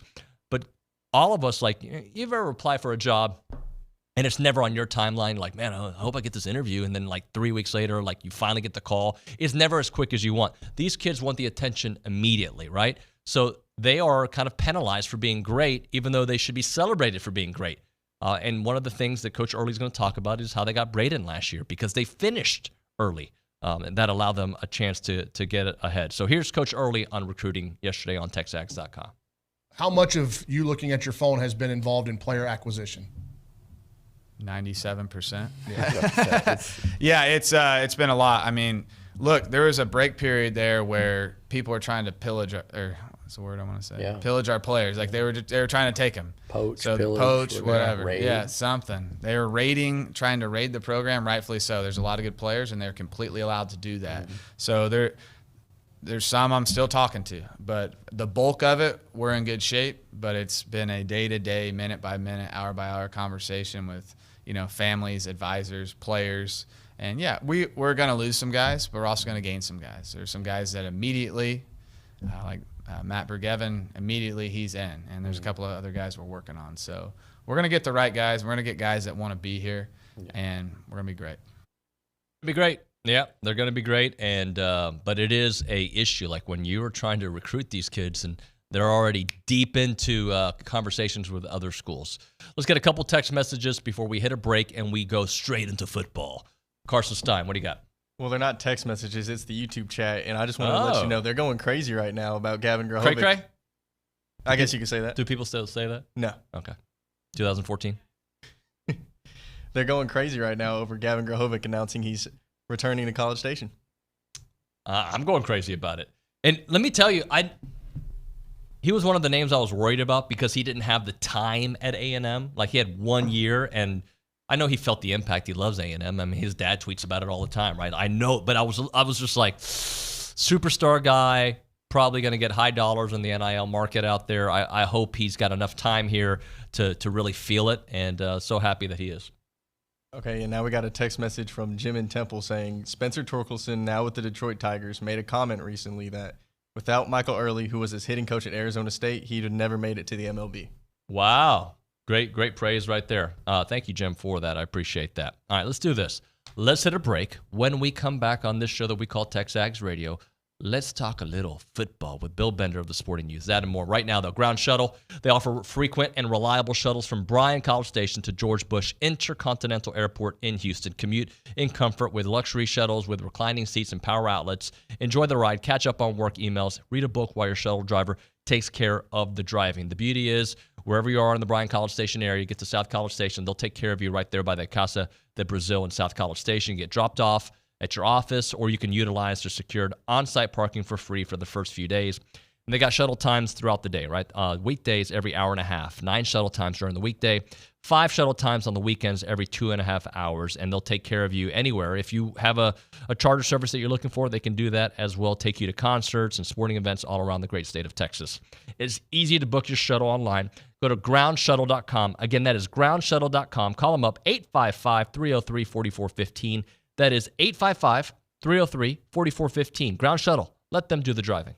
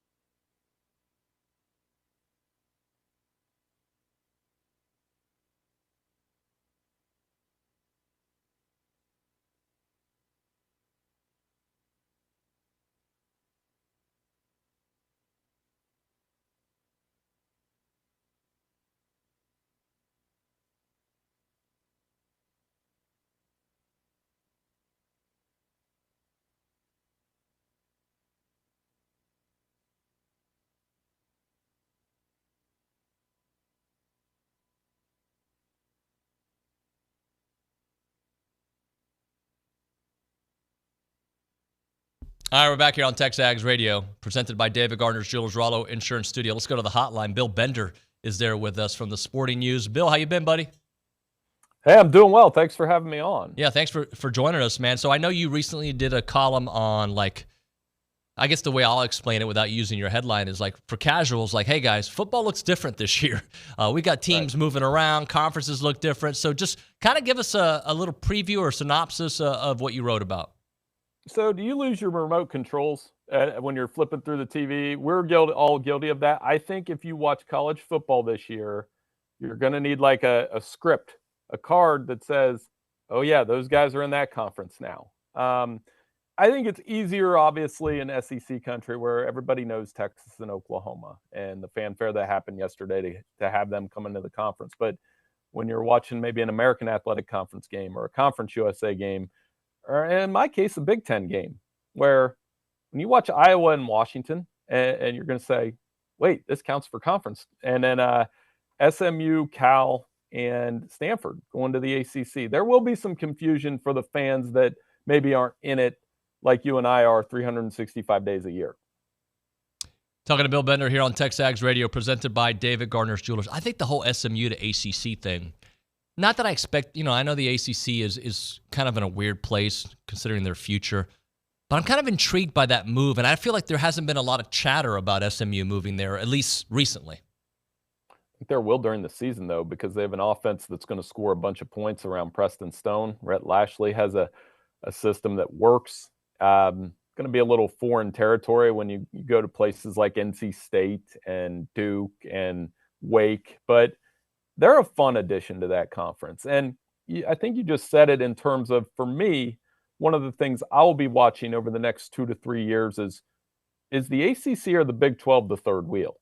And I say that because they're not going to catch the SEC and the Big 10 and revenue and those kind of things. But which one of those conferences does a better job surviving without, 8 to 10 of the top brands in college football? I think that's what I'm interested to see between those two conferences. So every year there's been this seismic move, right? The last 3 years.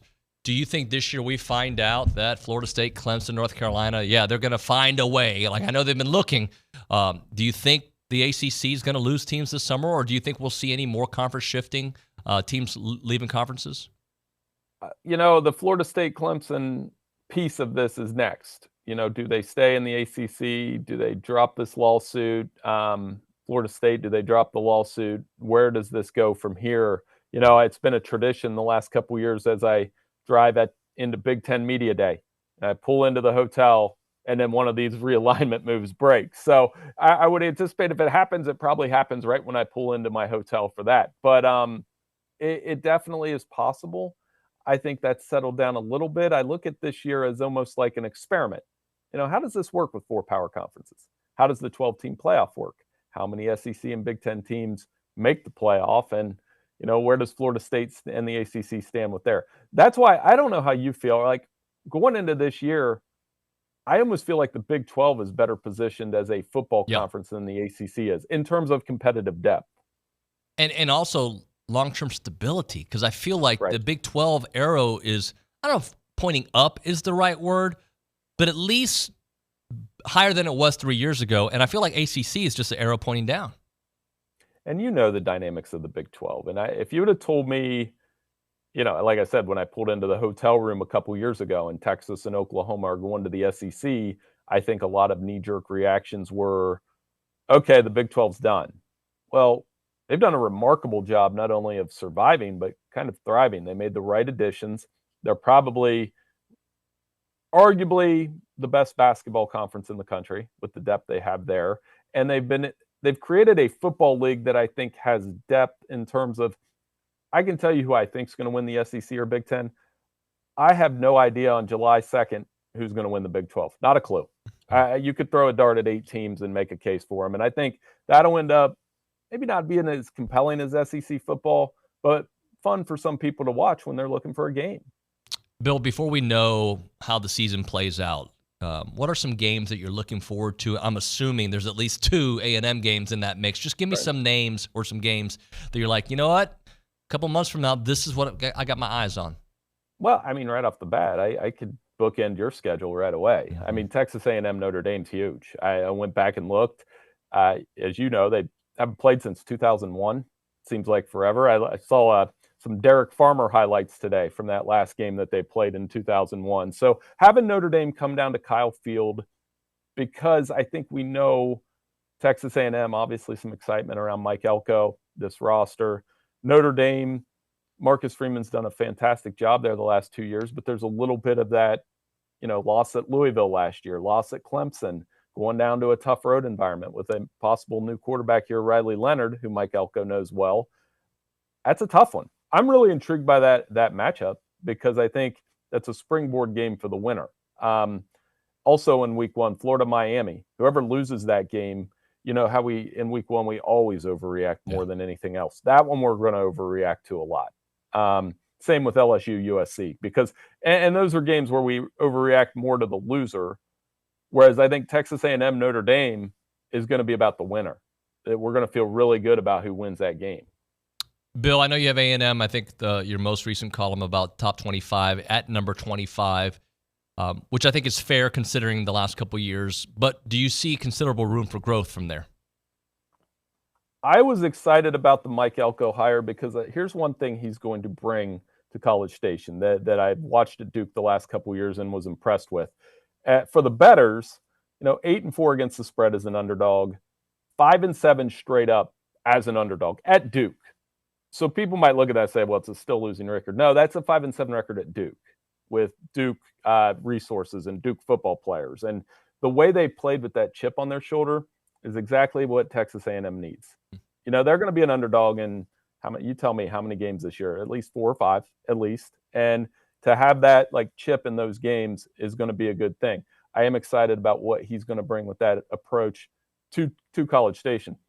I've been a big guy, Connor Wegman guy, when he's healthy. You look at that sample, I know it's not great, 18 touchdowns, 2 interceptions. I still think he has NFL first-round talent. We need to see him play. And you need to see him play and do it for a prolonged period of time. So those are the things that I'm really excited about when I look at this Texas A&M roster, that 25's right now. It's on them. And, by the way, all the tough games at home. I mean, they have a favorable schedule from that standpoint that all the teams that will probably be ranked in the preseason top 25 have to come to Kyle Field. Bill, if they are underdogs for a chunk of their games, 3, 4, 5, whatever it may be, how does that change if they come out with a dominant performance or, a nice performance against Notre Dame? How does that then change the way people look at A&M when they go on the road against Florida, where they haven't won in a couple years, and the LSU games start popping up and the rest of that schedule? Well, LSU and Missouri are the ones that really intrigue me, too. We can talk all day about Notre Dame and Texas at the end of the schedule, but that LSU game will be huge. Because LSU's same boat, kind of that. Who are the teams that make up that 3, 4, 5 in the SEC? Because most people are going to pick Georgia, right? Most people are going to pick Alabama or Texas at number 2. When you get into that next segment, is it LSU? Is it Tennessee? Is it Texas A&M? Florida's an interesting game because it's early in the schedule. And if they're coming off that Miami game off a loss a couple weeks, there's going to be a lot of toxicity in Gainesville. Their schedule's impossible, by the way. I haven't seen a tougher SEC schedule than what Florida's up against. So if Texas A&M goes and wins that game, they get through September. LSU, Missouri at home, manageable from there. And it all builds toward that one that we know at the end of the year. And Texas is probably going to be in a good spot at that. And Texas A&M could be. As a casual observer from outside that region, I can't wait for that game. Let me ask you about Oklahoma. Do you think, based on what they did last year, but also their schedule this year, that they are ready for the SEC? I think they're not backing down from it because that's a program with a proud tradition. Again, really tough schedule. Coming off a 10-win season. Losing Dylan Gabriel didn't help, but that's kind of the world we live in when a guy transfers. They are excited about Jackson Arnold. Took him a while to settle in the bowl game against Arizona, but he had his moments last year. And, they did sign Brent Venables to a lucrative extension, so they believe in what he's doing. I think that is a program that's been kind of itching to get this moment. For all the attention on Texas to the SEC, Oklahoma's been the more successful program in the 21st century out of those two. There's no question. I mean, by a lot, right? I mean, fair? Yeah, of course. And so I think they're not backing. I remember watching their schedule release show when all this came out and how excited the Oklahoma people were about it. Now, there'll be some reality checks, probably at the line of scrimmage. But once I think the biggest difference for them that over anything else, same thing that happened with Texas A&M. When you're recruiting with that SEC patch right here, it's a difference when you go in those living rooms, and that's going to help them long term. Help me understand Michigan. They're obviously the defending national champions. Ohio State had an incredible offseason acquiring talent. Sharon Moore is first-time head coach. He did a great job in the wake of what happened with Jim Harbaugh last year. How do you see them this year? Because I look at Texas's schedule, and they're playing them early on. It's not the Michigan team from last year, but yet it is the defending national champions. And it's in Ann Arbor in the big house. And they're not going to change what they do. There's enough left in the cupboard this year that I don't think the transition will be rocky other than a really brutal schedule. I mean, they have to play USC, Washington, Oregon, and then they go to Columbus at the end of the year. And like you said, Ohio State, obviously, huge offseason. Now, Michigan, there's going to be a little bit of a honeymoon, too, because they did just win their first national title since 1997. As far as Texas goes, that is not a layup game for them because Michigan can still run the football. Michigan still has 3 or 4 first-round picks on that defense, including Mason Graham and Kenneth Grant on the interior defensive line. And they're at home where they haven't lost a home game. I'm trying to think of the last one I'm pretty sure since 2020. They haven't lost too many games the last 3 years. So I think that's going to be a tough place to play. I'm excited about that matchup. That's a really good September early season matchup. But if you're penciling in a Texas victory there, I mean, I'd do it very lightly because Michigan absolutely can win that game. Bill, I want to close out with your top 3 and your top 25. Georgia 1, Ohio State 2, Texas 3. Just kind of give me your thinking behind the 3 programs because they've all lost some guys. There's some, Texas is entering the SEC. Ohio State, this is the year they have to get past Michigan for Ryan Day, and Georgia being Georgia, who felt like they got left out of the playoffs last year, bringing back a lot of talent. Yeah, Texas momentum. They got a good quarterback room, obviously. When you have Quinn and Arch, I mean, Arch is going to still get a lot of headlines, but they have enough depth on that offense that I think they can come into the SEC and compete right away. Saying that's one thing, doing it's another, but they're sitting in a good spot in terms of that. Ohio State's loaded, and I think with Chip Kelly and that hire, they are going to run the ball more than people think. They're known for this wide open wide receivers everywhere, but with Will Howard from Kansas State, Quinshad Judkins from Ole Miss, Trayvon Henderson, they're going to run the football. And I think they're going to play with a little bit of an edge. And you ask people up here in Columbus what matters most. I mean, they could win those first 11. It's not going to mean anything if they don't win that one against the guys from Ann Arbor and Michigan. So that's a huge test for Ryan Day there. And then Georgia, I mean, it's kind of like a default setting on your remote or whatever. It's easy to pick Georgia number 1. They have a ton of talent. They were one bad half away from maybe winning another national champion. I think they could have beat Michigan last year if they would have made the playoff. And they've been able to recruit enough on the defensive side, plus Carson Beck, who many feel is the top quarterback in college football. So Georgia, despite another tough schedule, by the way, Clemson, Texas, Alabama, I'm really interested to see who comes out of this 16-team SEC with 2 losses or less because it's not going to be easy for anybody. Bill, I want to close out with this, and I know my audience is all football fans, but I know you are interested in the U.S. men's national team. They have to get rid of Greg Berhalter, right? Like, it's time to move on. Am I right? Like 2 years away from the World Cup? Well, I mean, yeah, it's a tough transition. And that's sport, and you see a lot written about it, and it's taken off over the years. But I really need, for that to truly take off, they need to go on a run in one of these tournaments to the semifinals. And you got to find the right coach to get you to the semifinals. I thought that team, after the first game, it would have been easy for them to get to the knockout stage in this tournament, maybe make that statement ahead of the Olympics, ahead of the World Cup and those kind of stages. But in order for that sport, which has grown tremendously in our country, to grab our attention the way football does, the U.S. men's national team needs to go on one of those runs to the semifinals in this day and age. And until that happens, it's probably going to be stuck in neutral where it is. Bill, great stuff, man. Thanks so much. Hope to see you soon. Hey, no problem. You guys be good. Thank you. You take care. Bill Bender, Sporting News here on TexAgs Radio. We'll hit a break. We'll come back with some closing thoughts here on the program and set you up for tomorrow. It's TexAgs Radio.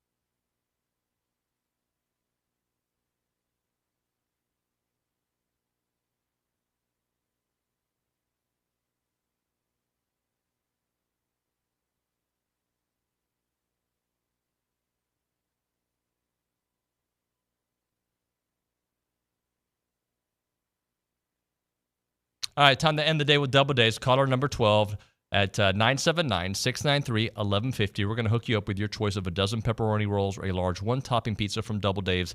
They've been serving Aggieland since 1984 with your favorite pizza and world-famous pepperoni rolls. Reliable in-house delivery, bringing piping hot goodness straight to your door. Just click on doubledaves.com, and your favorites are on their way. So as a reminder, we've got ourselves Gavin Grahovic coming back. He announced that earlier today, and I just see if I can find the tweet from Hayden Schott. He tweeted this a little while ago. Also, are we a fan of this Gavin Grahovic move? I mean, hit tool with average athletic ability and a dad who may love Twitter more than me, Mike Grahovic. Got to think about this whole picture when making moves such as this. Just something to think about. We love you, Hayden Schott. You're the best, dude. You're fantastic. All right, so here's the plan for tomorrow on the program. I do know we have John Harris. I believe we're going to have Jason Howell doing Recruiting Country, and maybe we'll have some more recruiting news to get into. I hope so. And I've got a lot of other things planned on the program. I just don't remember what's going to be on it, so it'll be good, though. That I can promise you. Thank you so very much for watching and listening, and my thanks to all of our great guests here on the program. Charean Williams was on fire today. I got a lot of text messages about how good that interview was. You want to go check out the podcast with Charean. Ryan Targac, from the heart, right? He was here in studio. He was fantastic. The great Andrew Monaco and Ryan Brauninger. The bromance continues on this show. We had both of those gentlemen. Tom Hart here on the program, and Bill Bender of the Sporting News, starting our real football dialogue once again. We've always do football, but it's been heavy baseball. We'll start introducing some more football topics throughout the rest of the summer. That's going to do it for TexAgs Radio here on a Tuesday. We'll see you mañana.